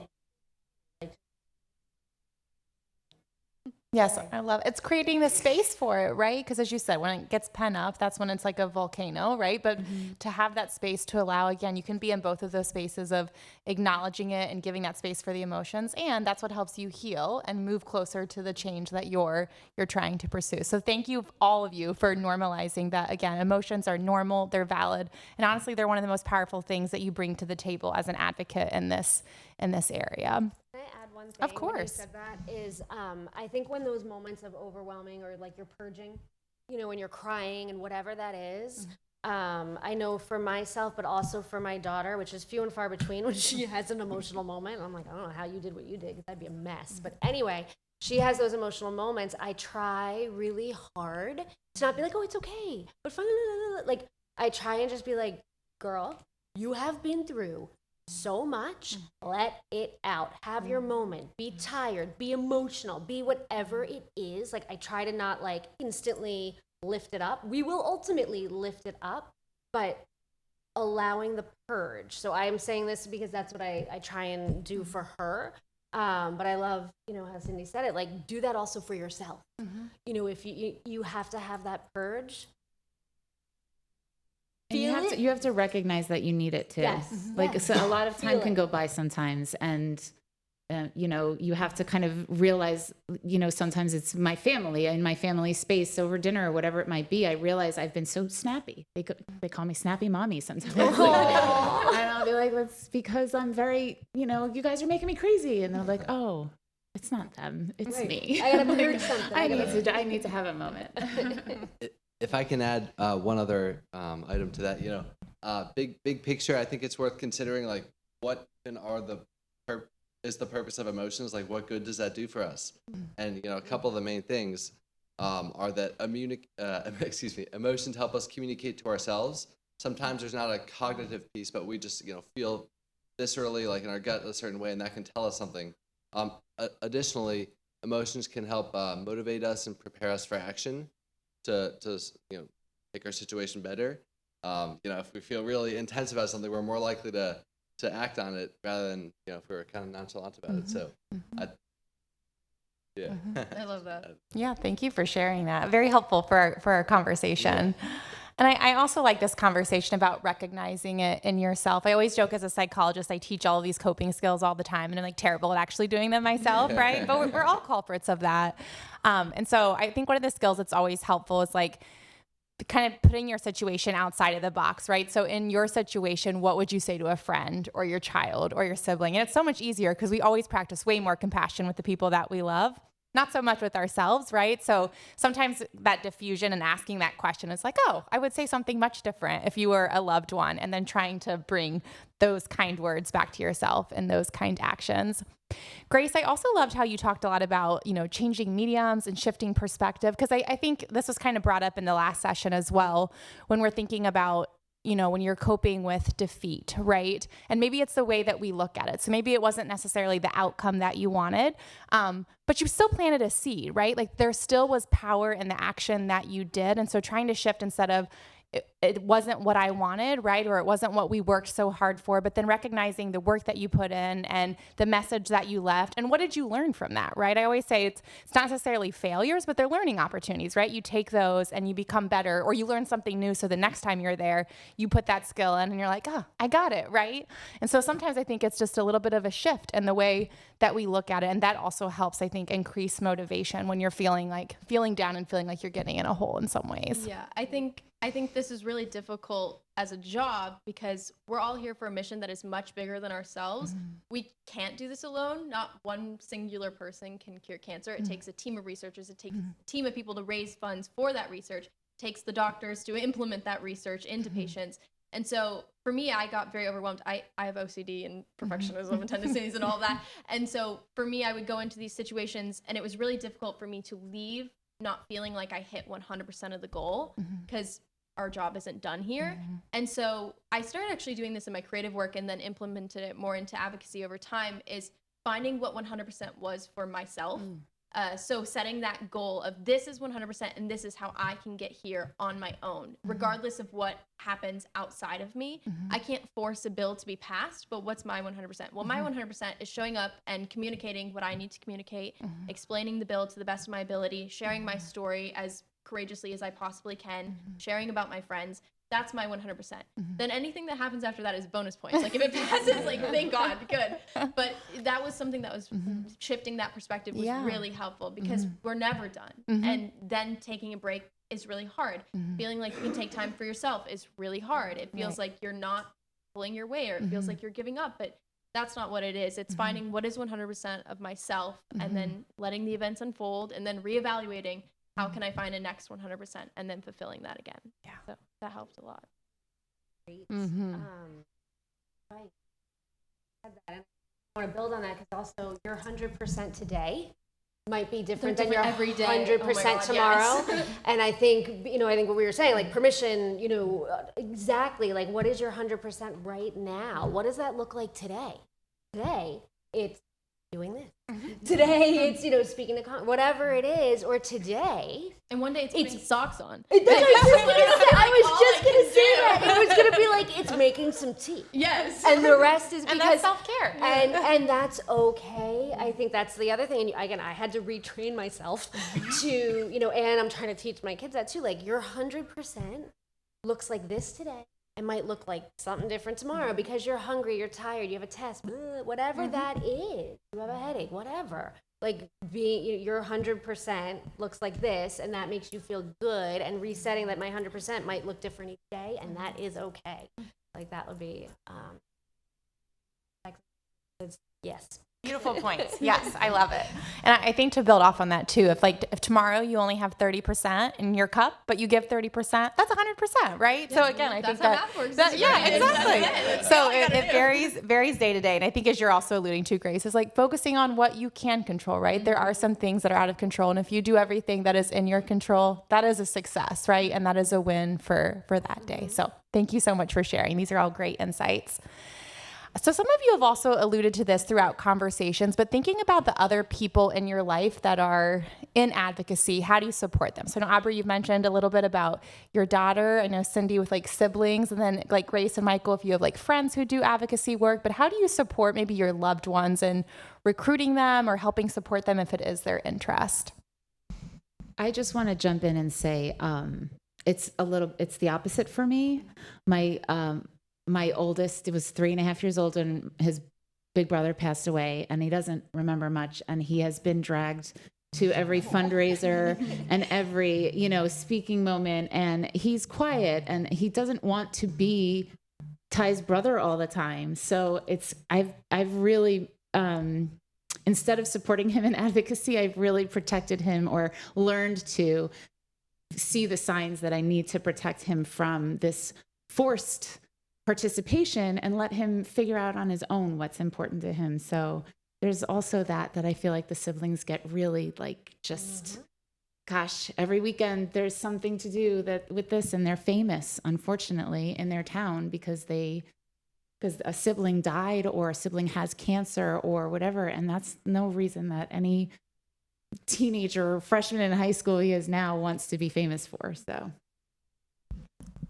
I was just going to say thank you for clarifying that, because I think that's a very important part about this sibling experience. And again, recognizing like what's most helpful for them. It doesn't mean that he doesn't care or love, right? But you're right about having that option to participate or not. And there's a lot of other ways that he shows love. It's not always in the way that you advocate in this traditional way. There's probably a lot of other ways he advocates and giving him that space as well. So thank you for clarifying that. And I would say, I think it goes along with some of the things that we've been saying from the acknowledgement. So how, Grace, or I try and help her prepare by leaving that space and that out that, what, if you don't want to do this today, tomorrow, next week, that's okay. Always taking a moment to have that conversation is something that we go through regularly, because I don't want it to be a moment down the road of like, well, so I think having that space to acknowledge, like, gee, if you don't want to do this today, tomorrow, next week, it's okay. So always taking that moment. Similar to her, how I kind of approach it with her brother, and he doesn't even go to like half the things, the quarter of the things. He's ADD, like a lot of sensory things and anxiety and the whole thing. And the poor kid has had, cancer thrown into his life, and thankfully was in therapy prior to Grace's cancer, so that's good. So we have that. But leaving this space also for him that, do you want to go to this event? Do you not? Being okay with whatever his answer is, but also leaving the space to acknowledge. So, and this is actually a conversation we just had this week, because, Grace and I were leaving to do things here, and he's a little bit younger than my daughter, and acknowledging that he plays a role in all of this. And acknowledging that I know it hasn't been easy all along the way. And I know, we do this and we run a charity out of our house. But acknowledging for him and giving him space and saying to him, like, buddy, you just like getting up and going to school this morning is so much support for our family. And we literally just had this conversation on Wednesday morning of, you just getting up and going to school and doing this is so supportive for the cause. And this is why Grace and I are going to DC, because they're getting closer to, because we're advocating for childhood cancer, better treatments and things like that. And he goes, oh, are they getting better treatments, Mommy? And I'm like, they are. They're, like every day they're learning new things. And sometimes they're learning things that don't work. And he's like, oh, then they do something different. I'm like, exactly. But like having that moment to kind of have that conversation with him and acknowledge that I'm thankful for his support, and it doesn't have to be him with like childhood cancer pom-poms. It's just him doing his day-to-day, like acknowledging to him that you just doing your thing is so supportive, and thank you. And just like acknowledging that piece. Yeah. Just to touch further on the idea that different folks have different ways of refilling their cup or self-actualizing. I think we should understand and acknowledge that, and say, I'm thinking about the term of transferable skills, which is, I guess, relevant to the professional domain. And while one person, a sibling might not want to be so active in this particular community, maybe he or she can gain value or learn valuable skills from it to apply elsewhere in their lives, or even to be an effective advocate or navigate within like one's own medical challenges of the medical field. That there's a lot to be said for advocating for yourself and or loved ones in your own treatment, in addition to for others. Add that. I think they covered it. Yeah. Go team. Getting more and more efficient. I love it. Now we can maybe transition to some advice, because I know you all have wonderful advice. I'm curious what advice, or if there's also like resources you would recommend in this space for people who may be interested in advocacy work in this area. So related to managing emotions, or any other tips and tricks you would like to share. I guess the advice is just that it's a lot more simple than it really seems. Like, I think when I got into the legislative side of things, I was like, okay, I'm a 14-year-old from Minnesota, and I'm supposed to go like convince this guy whose job it is to like do this. Like, it didn't comprehend in my mind that by simply showing up and speaking for 2-3 minutes about what I had been through and just sharing my daily life, that it could actually have an impact on something bigger than me. My mom's a lawyer, and so watching her in that space growing up, it was really helpful seeing her speak. But I didn't understand how I could translate just my daily reality into that space. And then when I started speaking about my story more publicly, I realized that it really did have an impact on people. They were looking for examples. They were looking for ways they could implement these real life world experiences into this paperwork. You know, it's like you see a bill on a piece of paper, but every single number on there represents a real person. And we are those people. We didn't choose to be those numbers. We didn't choose to be those percentages, but we are. And so by simply just sharing our stories and just speaking our truth, it really can have an impact. So I think it's not sometimes, you know, changing the entire world in one day. It's literally just sharing with everyone that you meet what you've been through, if you feel comfortable doing so, sharing it on social media, and those simple steps can turn into something really big and impact these big world-changing events over time. I would say my advice, if you want to get involved in advocacy, is just to give it a try. And there's all different ways, and you'll just find what works for you, whether it's letter writing or, you know, participating at the local level, whatever it might be. I would just say, just give it a try and figure out where you fit. I think that's excellent advice. I was gonna say, yeah, like just try it. You know, like what is the worst that can happen? You know, like you learn from it. Okay, I talked too much. I missed the point. Oh, like, you know, like, and then you learn from it. You're like, all right, well, next time I'm gonna eat, and then I'm going to have those. Like, then I'm gonna, you know, like, hey, like, what message do I want to get across? Okay, that we're number 3 in the country, and you know, incidence rates or whatever that is. Like, you know, just being okay to try. Also, you know, signing up and coming to things like this, you know, or and just reading and, you know, looking at different orgs and seeing what things are going on, and learning from it, you know, and watching other people tell their story, and then figuring out, okay, well, what feels good to you for when you're going to do that, and really just kind of like learning and absorbing and reading and looking and yeah, doing that piece and just trying, and again, being okay, like what is the worst that can happen? Like it doesn't go forward. All right. Like you did your best that day. And then you're that much closer the next time you have to do it, because it's going to happen. Like stuff's not going to pass, or the awareness isn't going to go as far as you wanted it to, but then you're that much further the next time you have to do it, hence the marathon. I think what Michael said about transferable skills was very applicable to what my experience was, because I was in my career path, I was a public relations manager, and I was able to transfer that into a lot of kind of awareness activities. You know, how can I take what I know and now use this for this cause? So I love that he said that, and it worked for me. Yeah. Just to add, I think it can be very empowering to share your story. You know, I think a lot of us are, you know, have some vulnerable feelings and are maybe a little reluctant to share our experiences to others. But with that said, I think it's the case that a lot of others feel that way. And, you know, I think by sharing, by being willing to be a bit vulnerable and share your story and connect, I think there's a lot of power in that. It's a very like a very human connection that could come of that sharing. Thank you for sharing those pearls of advice. That's wonderful.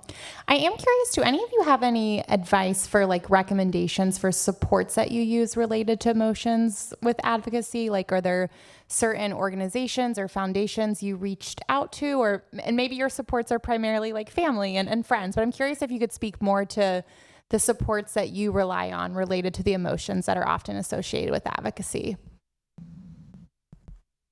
I think, well, reference to Children's Brain Tumor Foundation. Some of them are here today. But for me, it's true. I didn't know that that's what I was doing by getting involved in CBTF, but I attended a camp in Montana called Can't Make a Dream, and it was the first time I had ever met other young people that had brain tumors. And by going into these week-long camps with these kids and just having these honest conversations about what we were going through, I found that there were so many similar situations that I didn't know were related to childhood cancer. We talked about bullying, and we talked about school, and we talked about isolation from friends, and all of these things that I thought were me problems, not cancer problems. I realized that they were shared by like 99% of the kids there. And I was like, oh, there's a community here. There's people who are also going through these. I just don't see them every day. And so by exploring those emotions in a group setting and creating a community, then when I went to go do my advocacy work, it was so much easier because I knew there were other people that were experiencing those things too. It no longer was about me, it was about the group as a whole. And so I didn't realize that's what I was doing by building a community and by meeting others, but I carried their stories and I carried it as a responsibility into the work that I was doing. So it wasn't just one, it was a whole. And I think that changed my advocacy a lot. It changed my motivations, it changed the way I spoke, and it changed why I woke up every day. So yeah, getting involved was a really big piece of it for me. Thank you.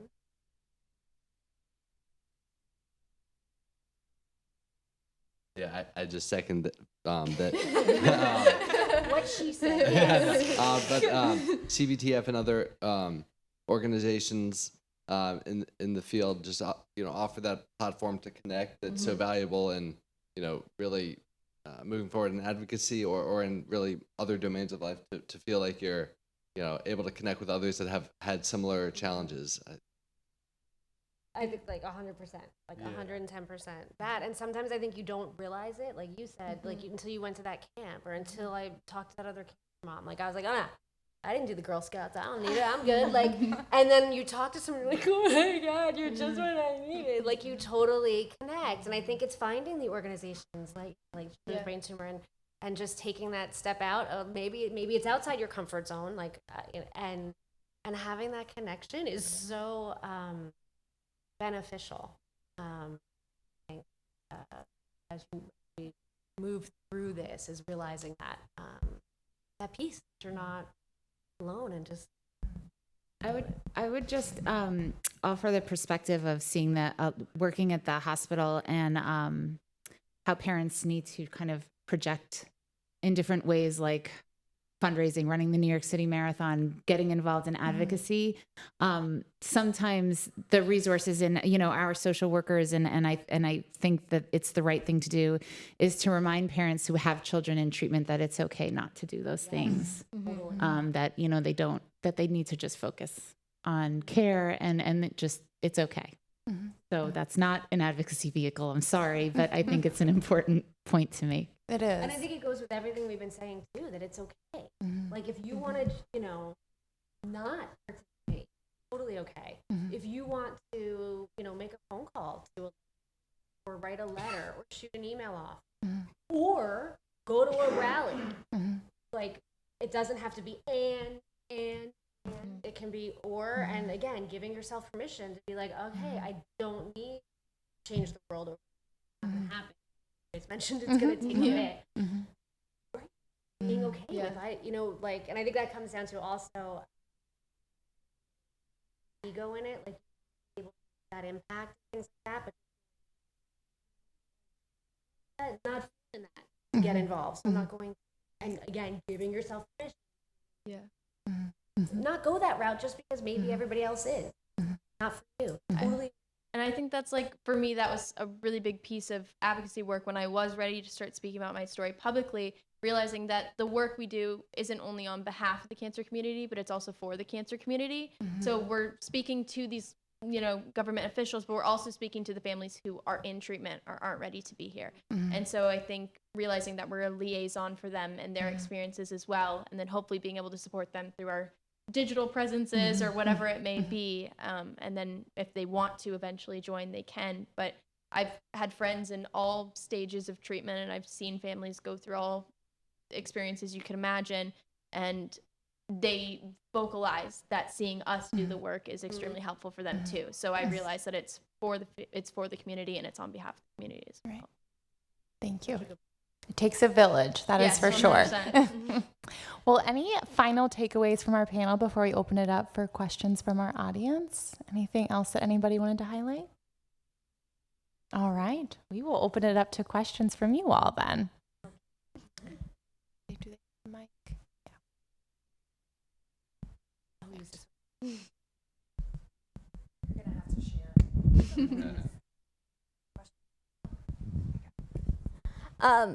Yeah, so, okay, this is very, very close to me right now because I'm super emotional. I already have gone off to Beth and Saoirse, CBTF people, in tears earlier because I've just been overwhelmed.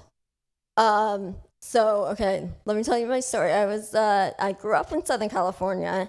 And so I've been there, but I based on all of the, my parents were in charge. I was diagnosed when I was 5 with anaplastic astrocytoma.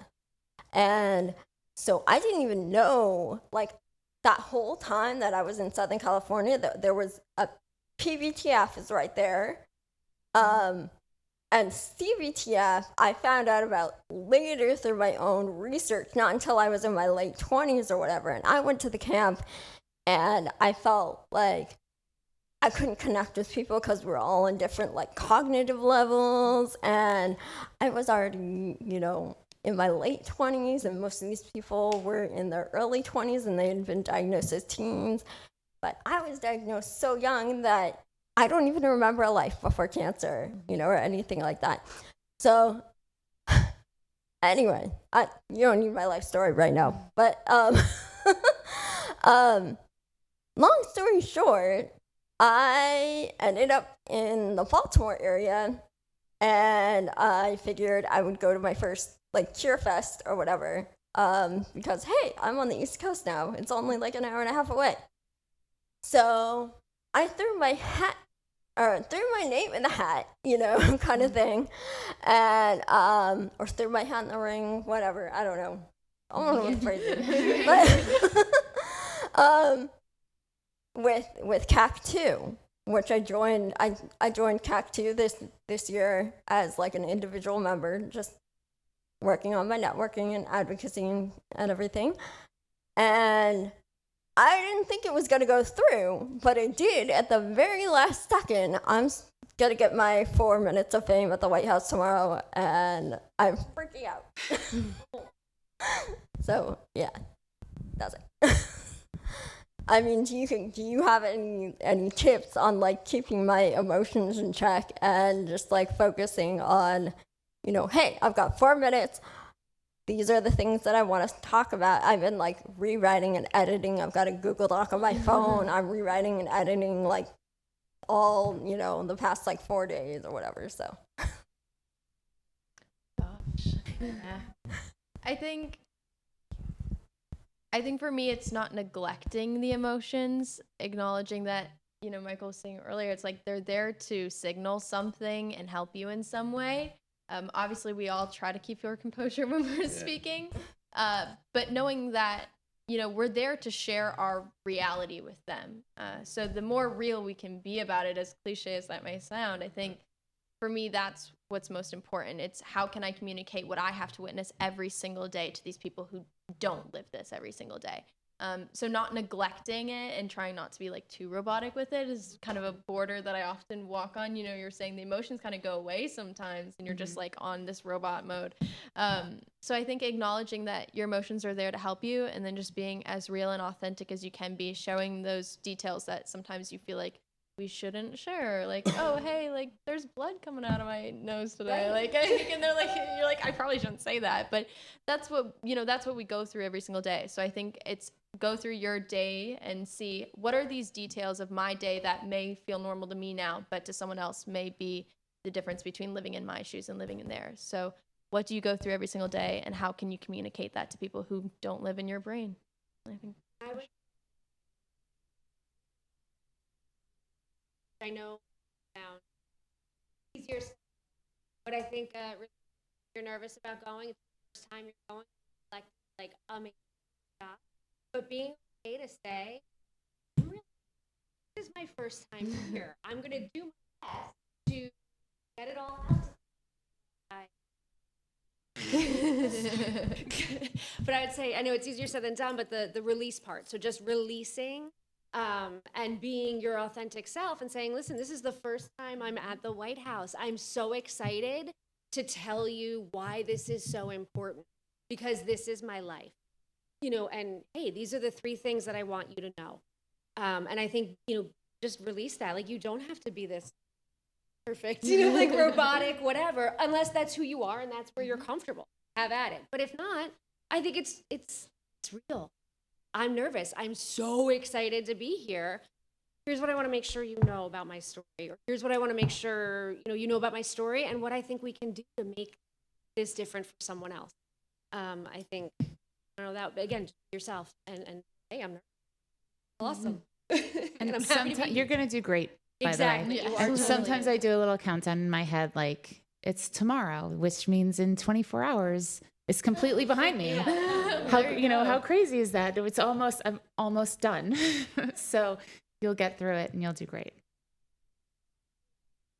Which group are you doing? I'm going tomorrow too. I'll be there sending you good vibes. We have one more question. First off, thank you. You're all awesome, and I've loved the advice that you've given. I had a question about, I don't know if we have any clinicians or healthcare professionals in the room. Meg or Mike, you want to talk about how can a clinician start this advocacy work but also protect themselves? Because I think as parents, we like to think that our clinicians or our care team members are kind of bulletproof. But that's not the case. So how do you take care of yourself when you want to do something like this?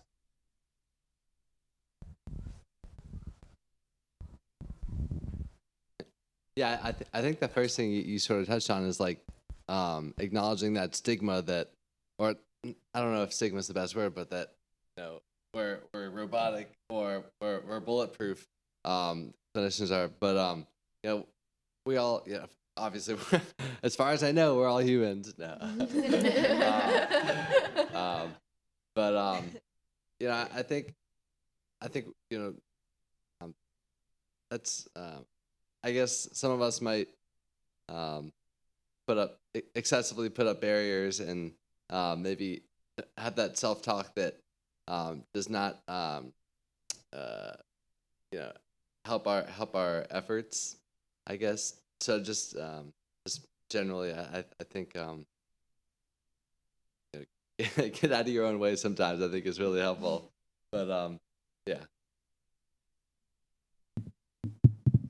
Thank you, Michael. I agree. I think one of the things that I always talk about as a practitioner is like, it's okay for us to grieve our patients and feel emotions. I cry with my patients. I feel no guilt about that because we're human, right? It makes me very sad when my patients are in pain and they're not doing well. And so I think it's similar when we think about advocacy, giving ourselves permission and calling that out, right? It's okay if I feel sadness and hurt and anger.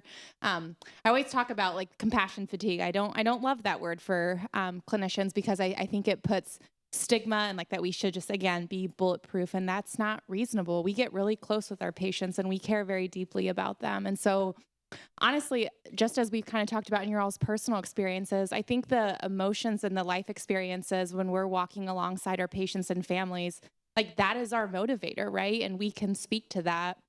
I've recently started like some narrative medicine, which has been like really healing for me. And I think that actually would be very, just in terms of like advocacy, thinking about like using literature to reflect on that and ways for story. So I think something like that, and then partnering with all the wonderful organizations who love to reach out with clinicians. So, all right. Well, thank you all again for joining us. This was a wonderful conversation. I appreciate all of your vulnerability. And I think the theme is it's okay to have any emotion. They're normal, they're valid. So have them, express them. It's healthy. Thank you. Thank you.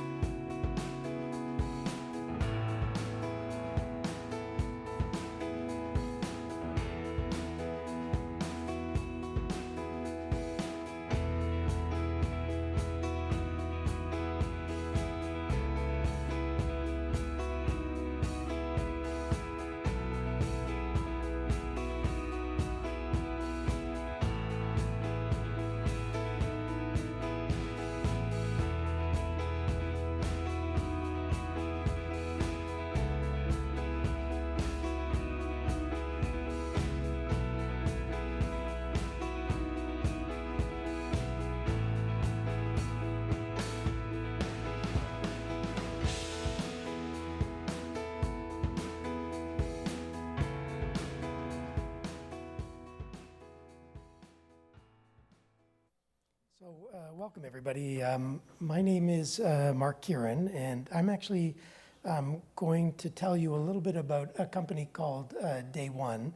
I'm actually not going to present any data, and I'll explain why momentarily, but I thought it might be helpful to just explain a little bit who I am, because I think that to some extent helps put into context what a company like Day One is doing and how this can be helpful, I think, in the development of other companies that may be able to help in the rare space of pediatric oncology, something that I think most of you know is not particularly highlight for most of the large pharma companies.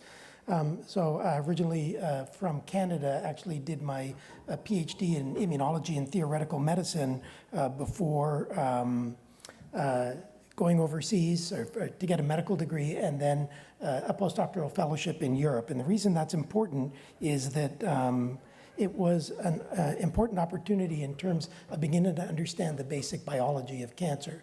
I then came back to McGill University in Montreal, where I did my pediatric residency, and then moved to the United States, where I did a training in pediatric oncology.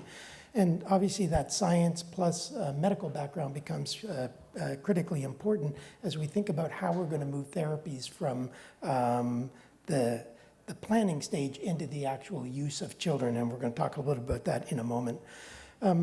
I was offered a position in Boston at the time at Harvard University, Boston Children's, and Dana-Farber Cancer Institute, where I ran the pediatric brain tumor program for about 20 years.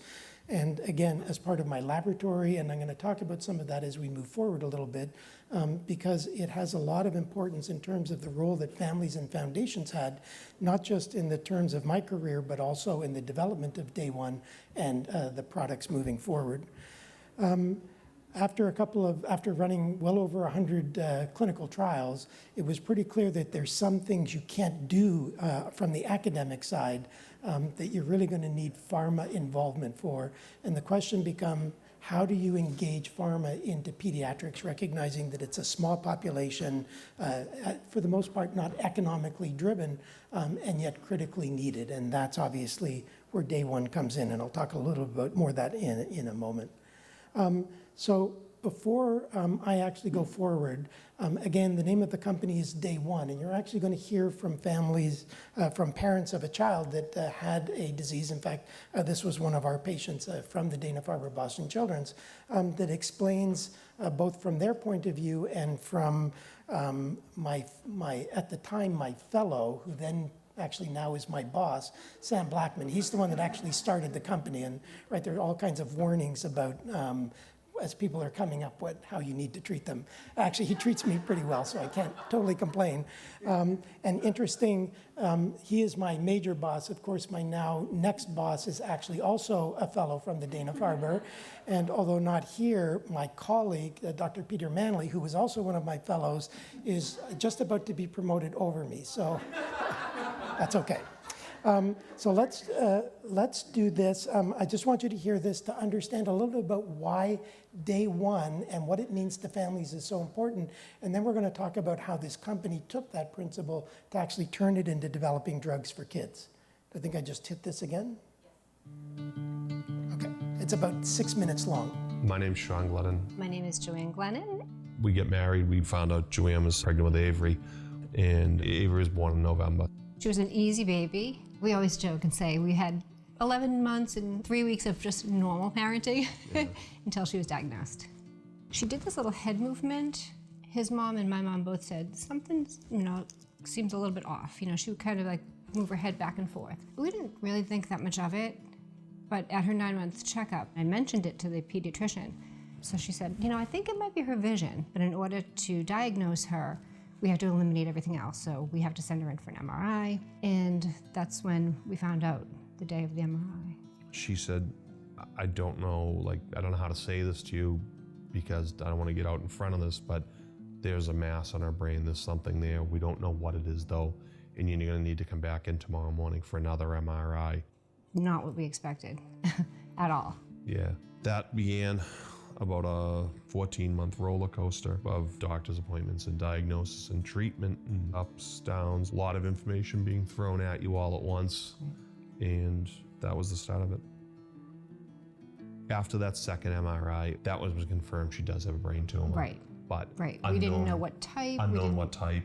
Unknown if it's benign, any of that stuff. But there were a series of MRIs. There's a lot of testing going on. A lot of testing, a lot of MRIs, a lot of in and out of the hospital. Those were really hard just because of the unknown. Yes. And So we had was- to throw a little first birthday party in the middle of it all.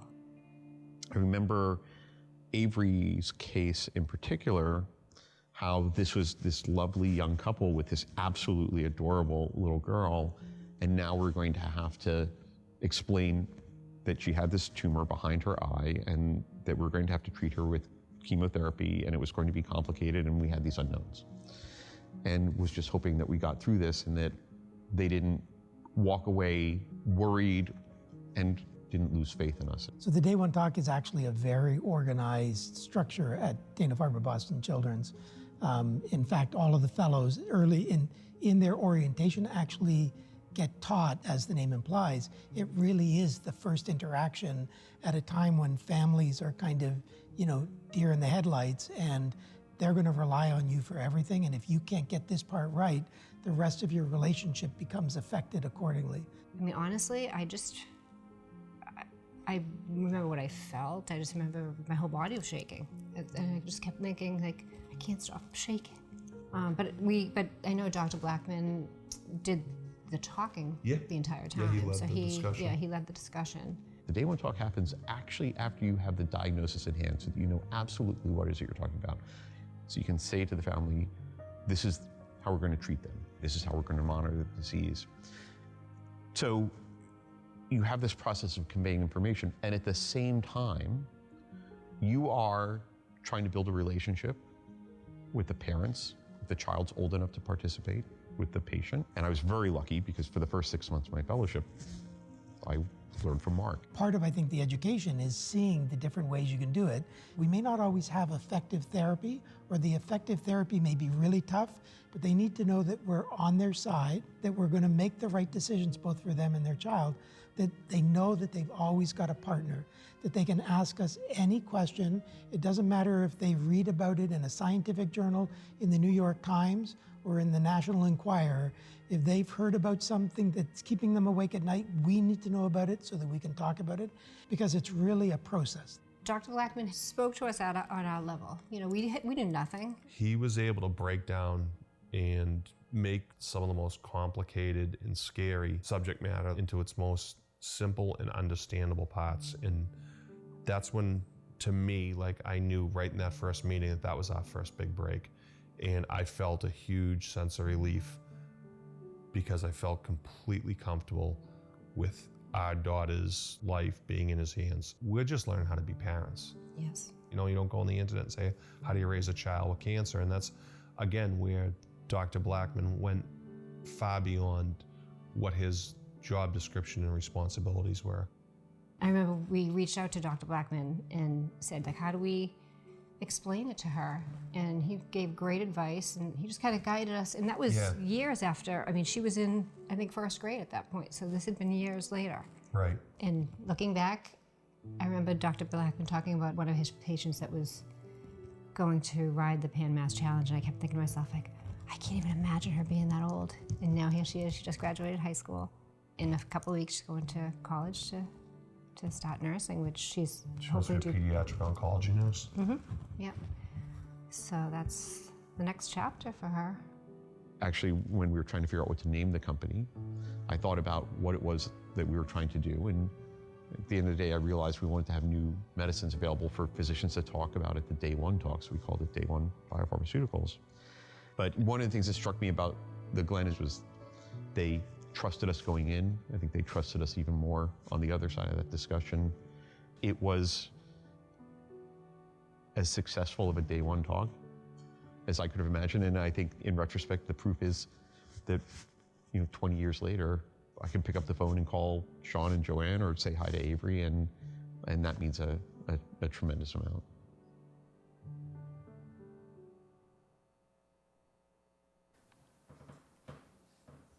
I'm supposed to, okay. So that was really kind of meant to highlight, I think, a number of things. Again, it was the genesis for actually the name of the company. But what I hope you got out of that was not just the importance of transmitting knowledge and empowerment to families, but it's really the trust you build with them and the hope that it provides. And in many ways, that's exactly what the Day One name was meant to imply. When we sit down with a family and we're giving them all of this information, if we have better, smarter, more honest drugs, the hope is that Day One talk will become all the easier each time we have to do it. And that's exactly how this company was formed. Now, you're going to notice in this talk that unlike some of the others that are being presented, we're not going to provide you with the actual data. We could show you clinical trials, we could show you all of the mouse data, all of that kind of stuff. All of that is available on the website if you want to see it. So I didn't think, and it would take, frankly, much longer than 25, 30 minutes to present anyway. So for anybody that wants it, if you go on the Day One website, all of the clinical trial data is there for those of you that want to look at it. More importantly, I think that the goal of this meeting is not so much to review the data that you can review that's been reported at AACR, ASCO, SNO, ISPNO, and multiple other meetings. The goal here, I think, was how did this actually come about? Because when you think about it, developing a company dedicated to the development of drugs for kids is really not for the faint of heart. In fact, it's the one thing that keeps most large pharma companies kind of running and screaming away from, because let's face it, kids are a complicated set of rare diseases, which means there's not a lot of economic incentive. They've got all of the complexities of growth and development that you have to make sure you're not damaging.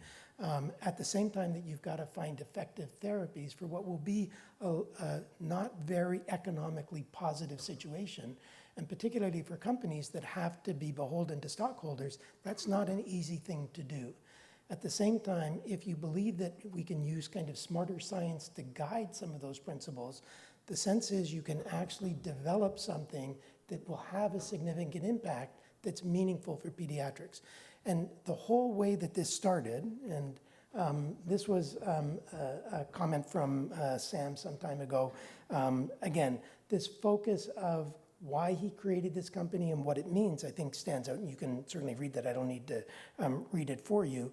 It's now really going to be, how do we move this kind of forward? And what I wanted to do was actually show you, this is just one of what could have been multiple slides about why pharma companies tend to avoid the reality of pediatrics. The 6.5 years. When a drug that's known to have a target in both adult and pediatric patients initially gets approval, typically they get adult approval on average 6.5 years before they go for pediatric approval, not because the drug wouldn't work in kids, but because it's so complex. And I think as many of you are aware, there are many companies that don't even bother to ever get the pediatric approval. And we recognize that here's a drug that you know works with a specific mutation or disease that kids have, and yet we still don't test it. It's kind of a testament to the problem that's been facing us for the last 50 plus years. And the question is, what can we really do about this? So, well, obviously, if you're going to build a pediatric company, not surprisingly, you should at least populate it with some pediatric oncologists. In fact, the company is largely made up of pediatric oncologists. I think there might be one adult physician in the entire group. And you can see that half of them are pediatric neuro-oncologists, and the other half are pediatric leukemia solid tumor docs, because obviously we can treat both of those. We're committed to all of those populations, as well as some of the pediatric oncology nurses. But this was absolutely critical, because if you're going to have that kind of dedication to pediatrics, you'd better also commit to making sure that you've got the people within it that can meet those criteria. The other thing is, this is an example of the portfolio, and I show this, again, this would be on the website, but I show this not because we're going to talk about any of the data, but because as we move forward, in fact, for the first one here, where the NDA, the application to the FDA, has already been made, no way to know what's going to happen with that, but again, it is the commitment, whether we're successful or not, that we are going to continue to develop drugs for kids. And in fact, we've now already got a frontline trial started. We've got these two trials, one single agent, one now in combination, for the more aggressive or resistant tumors, as a way of trying to treat both for adolescents and adults. You would say, aha, why are they doing adults? We already said that that's part of the problem. If we find a drug that works in kids, that could help some of the rare diseases in adults.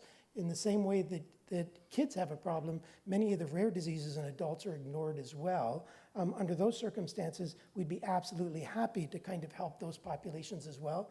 But first and foremost is, does the drug work in kids? That's the raison d'etre. And in fact, just a couple of weeks ago, we've now got our next asset, this VRK1 inhibitor, which I'm not going to talk about in terms of what it actually does, but we hope that these are some more things that will be critically important in the progress for treatment of pediatric patients. So this is a quote that I must have said at some point, because there it is, and I can't kind of deny it.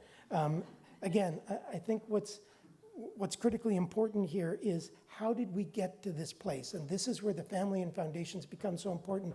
And so I just wanted to spend the last couple of minutes kind of telling you how we got to where we are.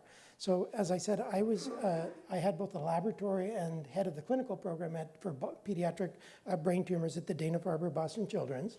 And in the laboratory, we were looking at all kinds of things focused on many of the highly malignant diseases in pediatrics, when 3 families in my clinic, all of whom had children with low-grade gliomas, and who started to meet each other while waiting for clinic appointments, kind of ganged up on me and said, "What are you doing for pediatric low-grade gliomas?" And the honest answer was absolutely nothing. And it was, "Well, why are you doing nothing?" And it's because, well, there are a lot of reasons. One, pediatric tumors are rare, and pediatric low-grade gliomas are a rare subtype of a rare tumor type. B, they're the lucky ones, because unlike things like DIPG with a survival rate of less than 5%, the survival rate of low-grade gliomas is actually pretty good. Not to say that we don't do a ton of damage to get them there, but at least your child gets to live. And equally important is, no foundation would ever support. You can send in as many grants as you want for low-grade gliomas. None of them are getting funded because there are too many other important diseases that need to be funded. Remember, the vast majority of the NIH budget goes to adult breast, prostate, colon, and lung. Pediatrics is largely ignored because there aren't that many patients. It just wouldn't have that impact on overall survival rates. And so they said, well, that's unacceptable because they may be rare and yeah, they may survive their disease, but these are our kids and we want them to grow up to be normal adults. You've got to do more. And so they said, okay, if we supplied some money, would you be willing to start a research project in low-grade gliomas? And I said, yeah, if you supply some money, we would actually commit. And they gave a little bit of money in my laboratory, which we actually got some results of, at which point the 3 families came together, created something called the Pediatric Low-Grade Astrocytoma Foundation, and said, if we were to guarantee up to $1 million a year for a number of years in a row, would you now make this a real program? So I went to the head of cancer biology, Chuck Stiles, and said, could we go to the institute to create the Harvard? And for those of you that have ever been to Boston know, Harvard is the most bureaucratic, most difficult structure to get through. Could we create a new program? Well, they create a new program every 250 years, and they haven't been around that long to give you an idea of how many they actually create. And we said, listen, we've got all of this family foundation money committed for a number of years. Would we be willing to put in for them? And we got the medical school and the foundations combined to say yes, at which point we started the program. We hired a chemist. We made every known drug that targets the pathways that we thought were important for low-grade gliomas. And the reason we hired a chemist instead of going to the companies to get their drugs is once you get one drug from one company, you can't touch any other company's drug because they don't want you comparing and stuff like that. By hiring a chemist, we made 30 of all of the known, there were 30 at the time, different molecules that inhibited the pathway. And we discovered one of them from a company called Millennium Pharmaceuticals, Millennium 2480, that turned out to be very targeted to pediatric brain tumors. Millennium got bought by Takeda Pharmaceutical, and so we started a trial with Takeda and actually got some very exciting results, at which point Takeda decided to drop the drug. The reason they decided to drop the drug is it turned out their adult indication wasn't going forward, and as we already talked about, PEDS wasn't going to cut it. Well, the foundation stepped in and said, hold it. We've put all of this money in. We have identified a structure. We have to see this going forward. Day one, that Sam, my ex-fellow, had just started, came and said, okay, we will purchase the drug and we will continue to develop the drug. all of the initial funding, all of the hiring of the chemist, and all of the initial work that showed that the drug worked, 100% of that came from families and foundations. None of that was from the NIH. None of that was from the FDA. None of that was from the pharmaceutical company. It was all families, foundations. Again, 3 groups of parents that started the whole thing that have given rise to the drug. Now, whether it gets approved or not is not the question here, because if it's not this drug, hopefully we'll find another one. The key is it talks about the power that families can have to actually move things forward in a space where large pharma is not going to do it. Government is too focused and budgets are too tight to really focus on rare populations, that it's people like you that are actually going to make this happen. And this is an example of how that happened. And if it can happen here, it can happen over and over again. And so for those of you that wonder, gee, how much does this really make an impact? How much of the money we raise? Because I know, selling those cupcakes takes a lot of work. Those walks are, hard on your feet. The bike rides are hard on your butts. But it really does make an impact. And here's an example of how I think it's actually going to change the care of kids with certain tumors. And I think if we can do it once, we can do it again multiple times. So I think I'm going to stop there, except just to show you that this is a picture of the team. It's a virtual company, so we are all over the United States, part of the reality of COVID, but also the fact that you can't get all of those pediatric oncologists and neuro-oncologists to all live in one town. So instead of just taking only the people that lived in one place, we said, let's find the best. And it doesn't matter where they live, as long as they commit to the goal. That's who we want to have working with us. And I think that has also accounted for a large part of the success of the group. So I'm going to stop there. I think that's the last slide. I don't know if there's a goodbye slide, but I hope this was helpful. Again, not data-driven, but in some ways, it was the most important lesson we've learned, and the data you can look at on your own. So I hope we've got like a minute or two to, if anybody has a burning question. If you're going to ask a question about your child, I can't answer it. And if you're going to ask me about any of the data, I'll just send you to the website anyways. So, but if you have any other question that I can answer, I'd be happy to take it quickly. Okay, shy group. Okay, well, thank you very much. I really appreciate your attention.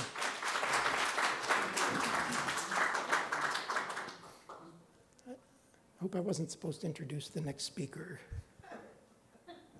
You're going to do it? Excellent. I'm going to guess you're the next speaker. No? Oh, there you go. Look at this starts. Hi, guys.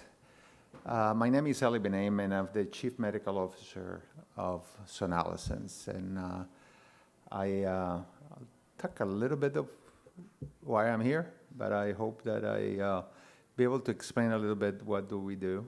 I'm a pediatric hematologist oncologist, so when I was thinking what I'm going to take to this audience, I thought about end childhood brain cancer, and for me, it really has been to help out, end childhood cancer. And in many ways, I'm one of you guys. I decided to be a pediatric oncologist when I was 8, because I already wanted to be a pediatrician when I was 7. But when I was 8, my 3-year-old cousin had ALL, which is acute lymphoblastic leukemia. And this is probably in the 60s, 70s, early 70s. And he went through chemotherapy using a protocol from this is in Venezuela, but a very famous hospital called St. Jude Children's Research Hospital. And that protocol worked on him, and he did very well. And unfortunately, in his late 30s, he had complications of the therapy he had received as a child. So, make you think about the toxicity during and then long time or a long term. And so that made me, a pediatric oncologist. I was going to be 8. So eventually came and I trained as a pediatric hematologist, oncologist, guess where? Correct, at St. Jude Children's Research Hospital, and I was there for 12 years and working on pediatric oncology. When I was thinking that I'm one of yours in many ways, and I think all of us have been touched by cancer in one way or the other. And obviously pediatric oncology is different. Pediatric cancer is different. So I've been there. My wife is a grief counselor. She's a psychologist, thanatologist, and she lost a child also to leukemia when she was an adolescent. And she taught me that grief is processed in different ways by different people, correct? And we should not compare the level of grief that we have and how do we do that.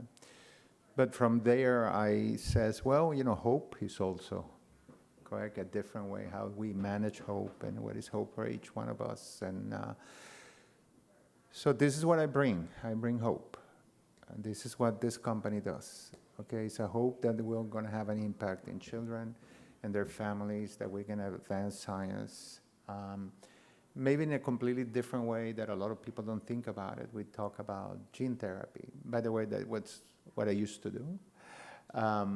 Cell therapy, gene therapy, drugs, radiation, surgery, etc. But this company really put together a very smart way of treating cancer. And it's trying to use their own system, their own apparatus of how a cell grows, what is needed to function, specifically cancer cells, and how do we attack them, to use their own system to kill themselves, to kill what I call just suicide by food. I'll explain to you what it is that, we create this smart bomb that, the cell eats so much of it, and then we come and sap it.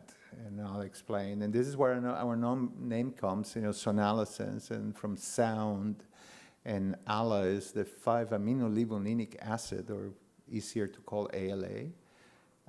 So our company is really a combination of drug and a device.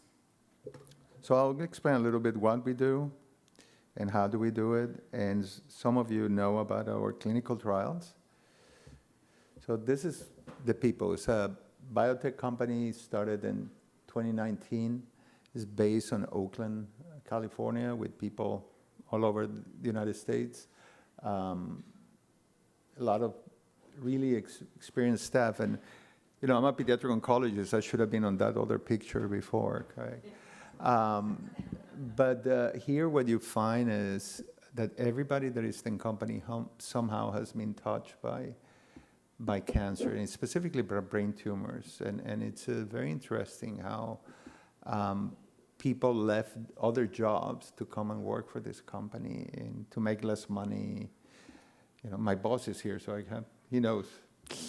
So we really, really are very appreciative to the patients and the advocacy groups, that have been big supporters. It's very hard to start a company, and it's very hard to pay for studies. But we also have had the support of the NCI, the FDA. They have seen the benefit or the potential of the benefit of our therapies and have funded us. And so we have very important grants that have been given by the government and hope to get more in the future. We have angel investors, so these are people that invest more based on families' experience, people that want to make a difference in the world, and it's a very interesting group. And many of them, their lives have been affected by brain tumors. So our mission is to non-invasively treat brain tumors and increase the survival with a good quality of life. So this is very interesting, correct? How do we do surgery basically without a scalpel? Correct? How do we get there? How do we treat the patients without giving them toxicity at short term or long term? So this is what we hear from you, and I bring this, because it's very interesting what patients have said, and we listen. We really, really listen. Patients with recurrent GBM, I don't have to have another surgery with this therapy. I knew something was wrong when she said, I forgot how to swim. You know, another patient, I want to walk straight, but my brain wouldn't not allow me to. I need your help. What would you do if you were me? That question was asked today to me again. You know, I am tired of feeling like a guinea pig. Are we testing all these things and that? So we do know, right? And then one of my most really impactful one is when you have these little patients telling you, you know, I'm trying my best. Correct? There's this little girl saying, I'm just trying my best. So what do? We combine a drug called Sonala 001, which basically is this intravenous form of ALA, and I'll explain all this to you. I'm just showing you what it is. And then we use an ultrasound device. In this case, we use what we call an MRI-guided ultrasound. Basically, you get this hemispheric dome, this thing that you see in the middle, and that's where the head goes, basically, and then it goes into the MRI. So the head gives you this dome gives you the ultrasound vibrations or waves, and then the MRI helps to know exactly where do we focus the therapy. So now we're talking about you are focusing something in the tumor, and this is where we're doing.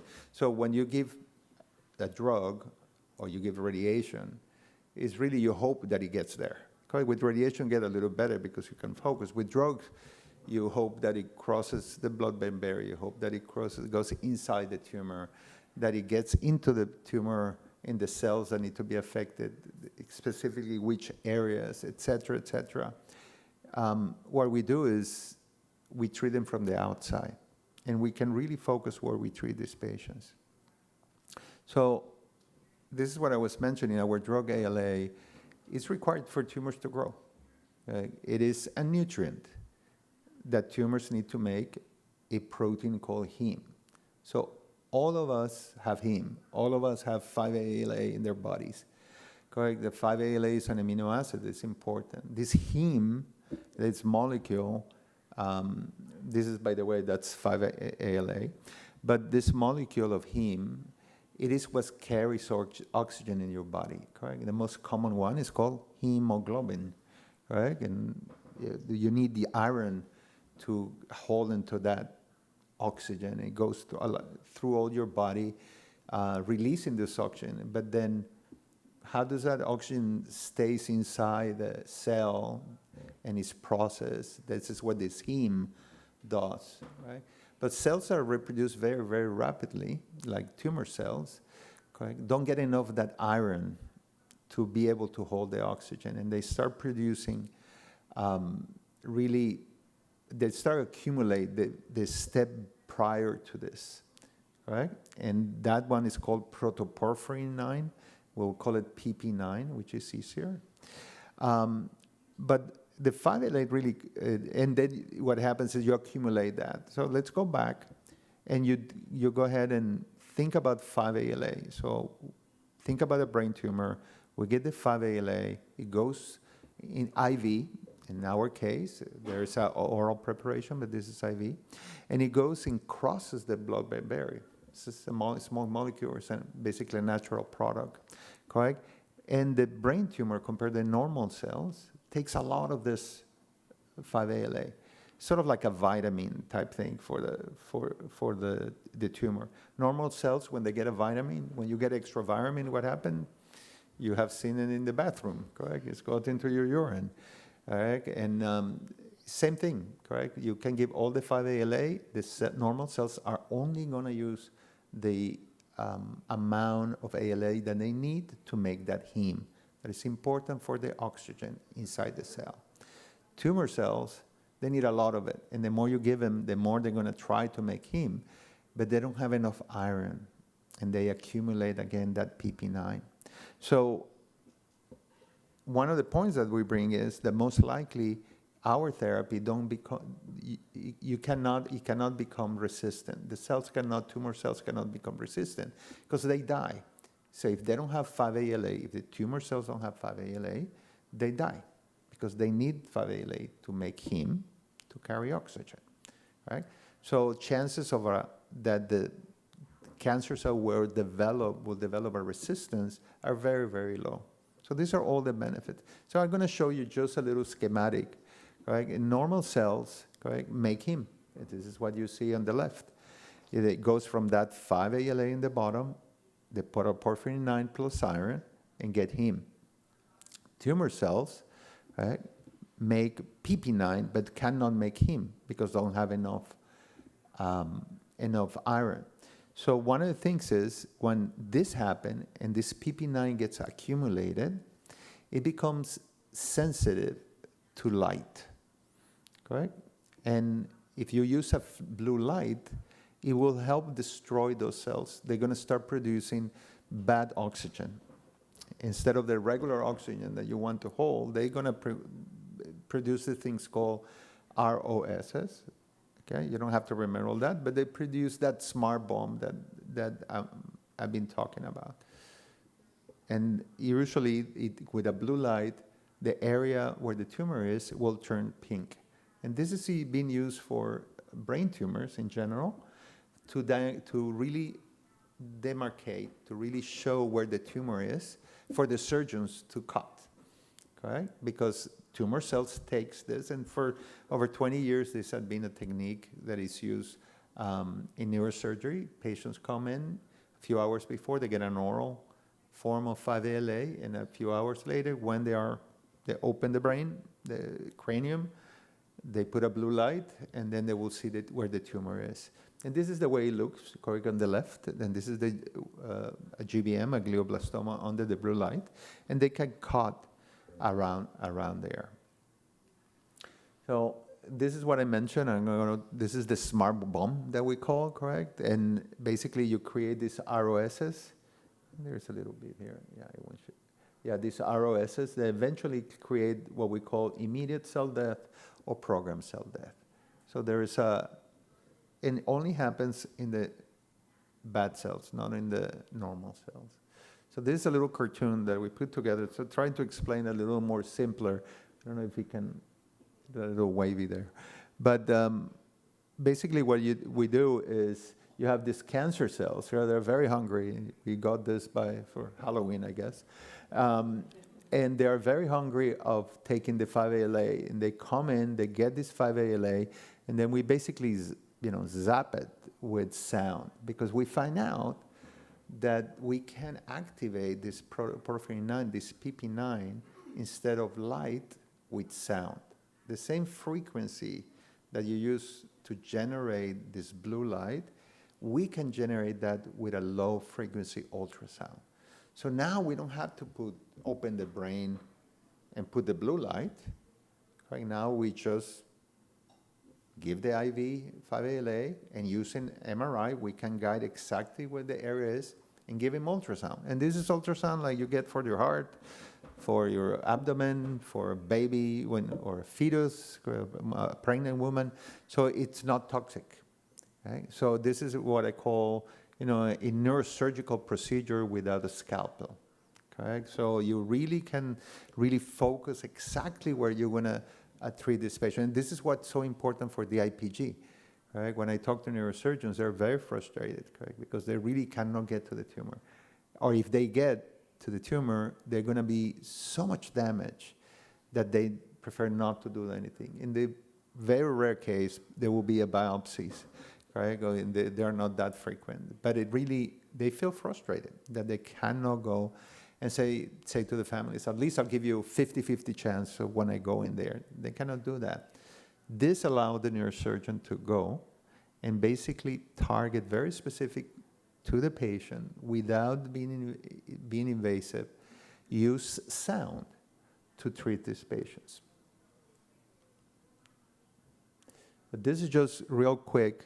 How do we get to start treating patients? And this is a animal study in rats, the way we put brain tumors in the rats. And we were able to show the benefits. So I'm just going to show you here. This is a cut of the tumor. That's the tumor. This is what we call control. So the rat didn't get anything. Then one that just got the ultrasound, another one that just got the drug, and then another one that got the ultrasound and the drug, and you don't see the tumor. Right? So you can see the survival on the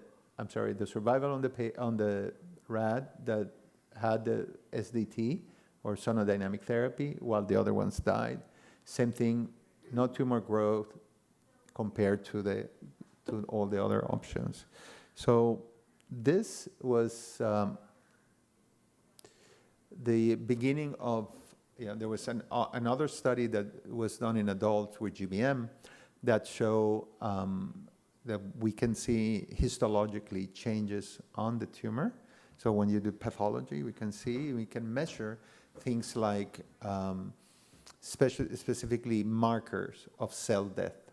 So that, together with the preclinical work, make the company go after the IPG, and this is where I stop and thank everybody, correct? It is amazing the support of specifically the IPG community, one, in putting their confidence and the trust on us to treat their children, and then the support, even financial support that we have had from the community.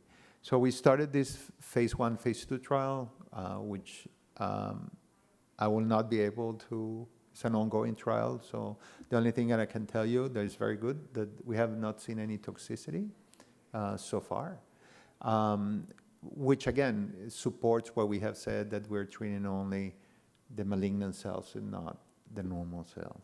So for pediatric oncologies, if this really stays through, then I think we have a very good chance and that hope that the toxicity will not be there. It is, for me, a dream come true that I can treat children with a brain tumor and don't have any side effects. This is the IPG study. You can go into our webpage and you can use this QR to get into the trial information. When we started this trial, we were trying only once.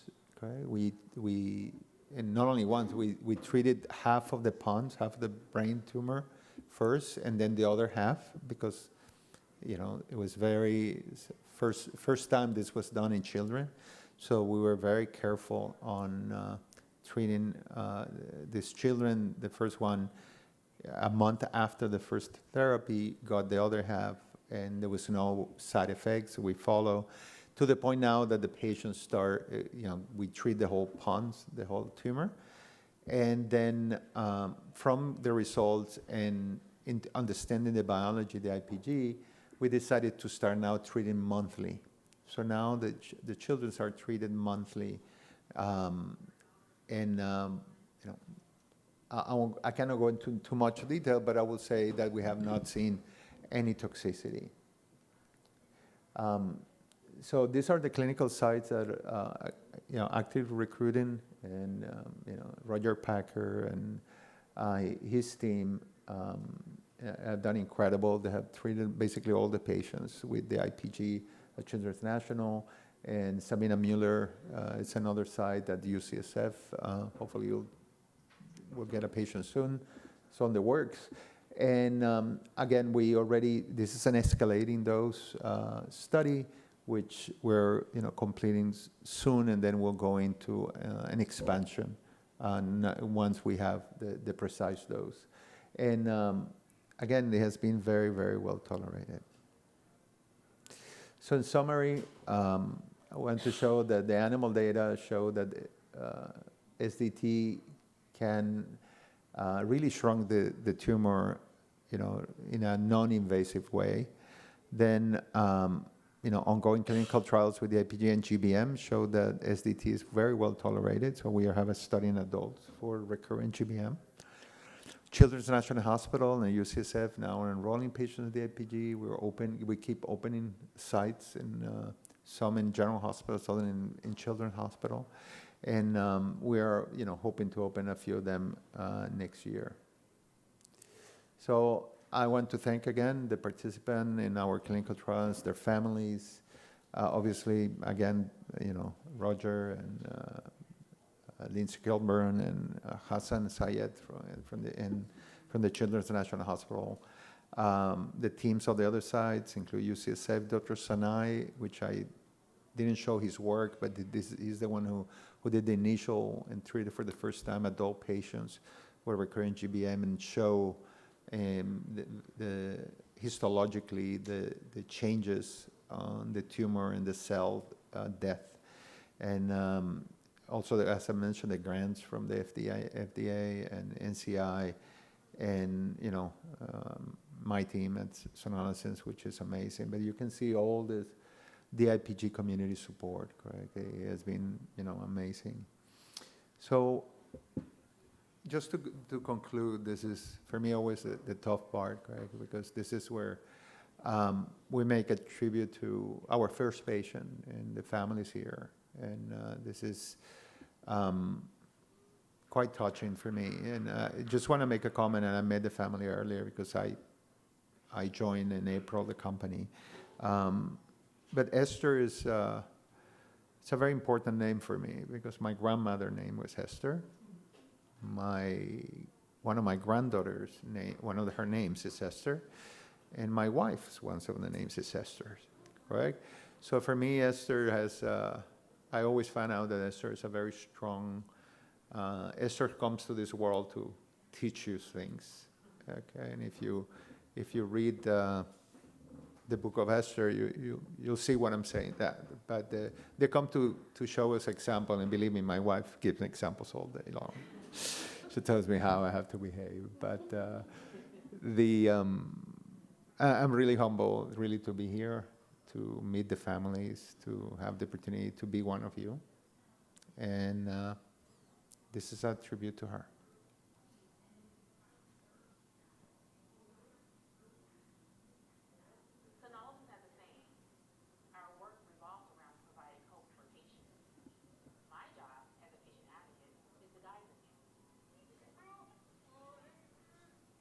Can we have the sound up?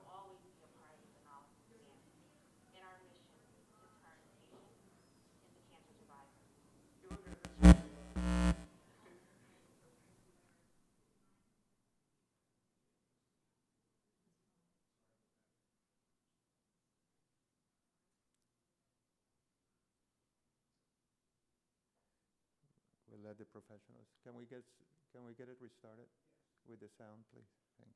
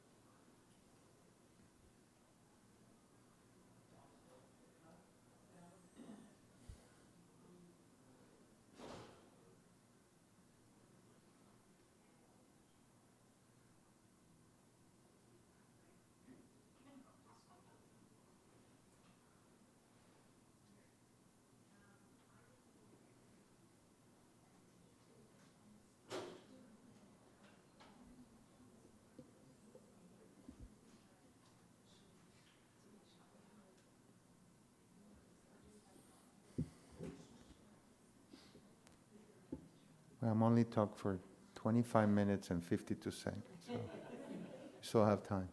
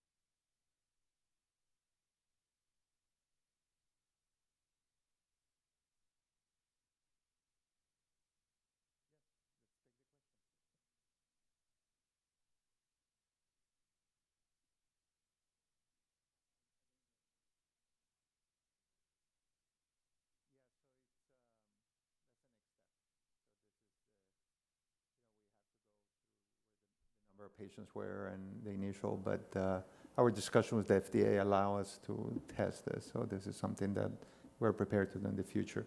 That doesn't mean that we're going to do a large study, but we can probably add to this study those patients. So we're already in discussion with the FDA about that. So this is something.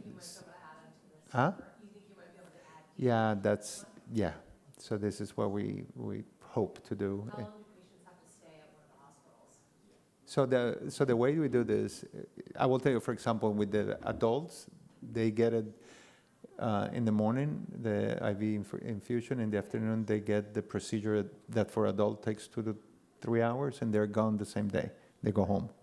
For children, because of the concerns, and they have to be sedated to be into the MRI so they don't move and all that.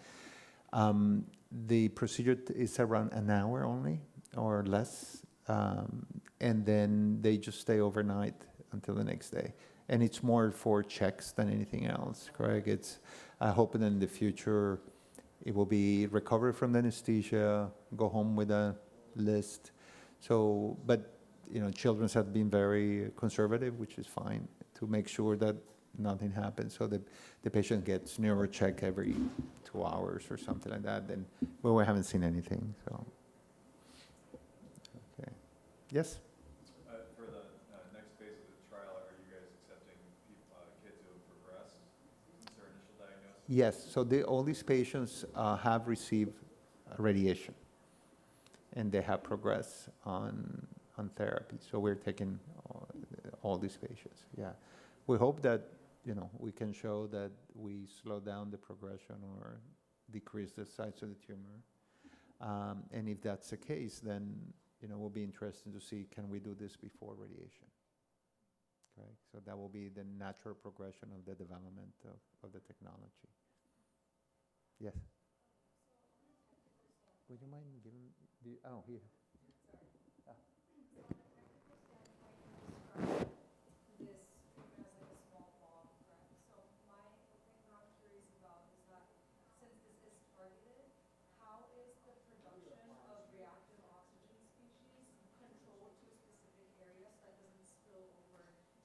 Correct. So remember, all this happened inside the cell, correct? So the 5-ALAs is taken into the cell, and it goes into the mitochondria of the malignant cell, and then it gets activated there. So it's a microphoton. There's really a phonon. It's a sound producing, this luminescence for a microsecond inside the cell, and that's what we don't see the spill. Yeah, we're treating now monthly. If we treat for 6 months, a year, will they be something? I don't know. So far, we haven't seen that. Thank you. Yeah. We're ready? Okay. We'll try. Our work revolves around providing hope for patients. My job as a patient advocate is to guide them in. But our work never ends. They'll always be a part of this analysis family and our mission to turn patients into cancer survivors. You look at this, you see a lot of Esther. You see her silly faces. She was spicy. We got the diagnosis and it was like we lost her. This is a terminal diagnosis. She was wasting away down to 29 pounds. She had no energy. She wasn't herself. I was starting to be worried, like, oh my gosh, this is the end stage. We gotta prepare ourselves. We don't choose patients for our clinical trials, they chose us. We're so grateful to Esther and her family for choosing us and for their bravery in being first in a sonodynamic therapy trial in children. Our Esther completely changed with this procedure. I did a double take. I was like, she's back. I'm like, are you seeing this? Our girl's back. What happened? Like, they did something yesterday. What happened? She's up and dancing. She's eating. She was, over time gaining weight back. Her double vision was fixed. We're so thankful that we got those months with Esther. That quality of life was phenomenal. It was our girl back. She was our Esther.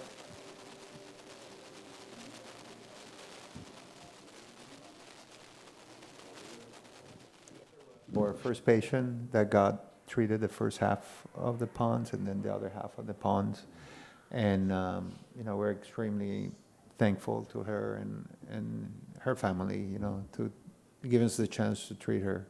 We'll learn a lot from her, and we keep learning from every patient that we treat. So this is really, eventually, it's very personalized, correct? Because every time now that we go repeatedly into the tumor, if we already see a change, we can then modify what we do. So, which is different than a drug, and it's even different than radiation oncology. Correct? Radiation will give you a dose, and that's what you're going to accumulate. In this case, we can go and give more in one place, less in another, keep the sonication for a little longer, a little deeper, etc. So it's becoming a tool for the neurosurgeons to eventually really treat tumors that they couldn't get to it before. So my hope is that a year from now I'll be here again, and there will be a lot of more smiles than everybody because of the things that we have seen happening to these patients. So thank you very much.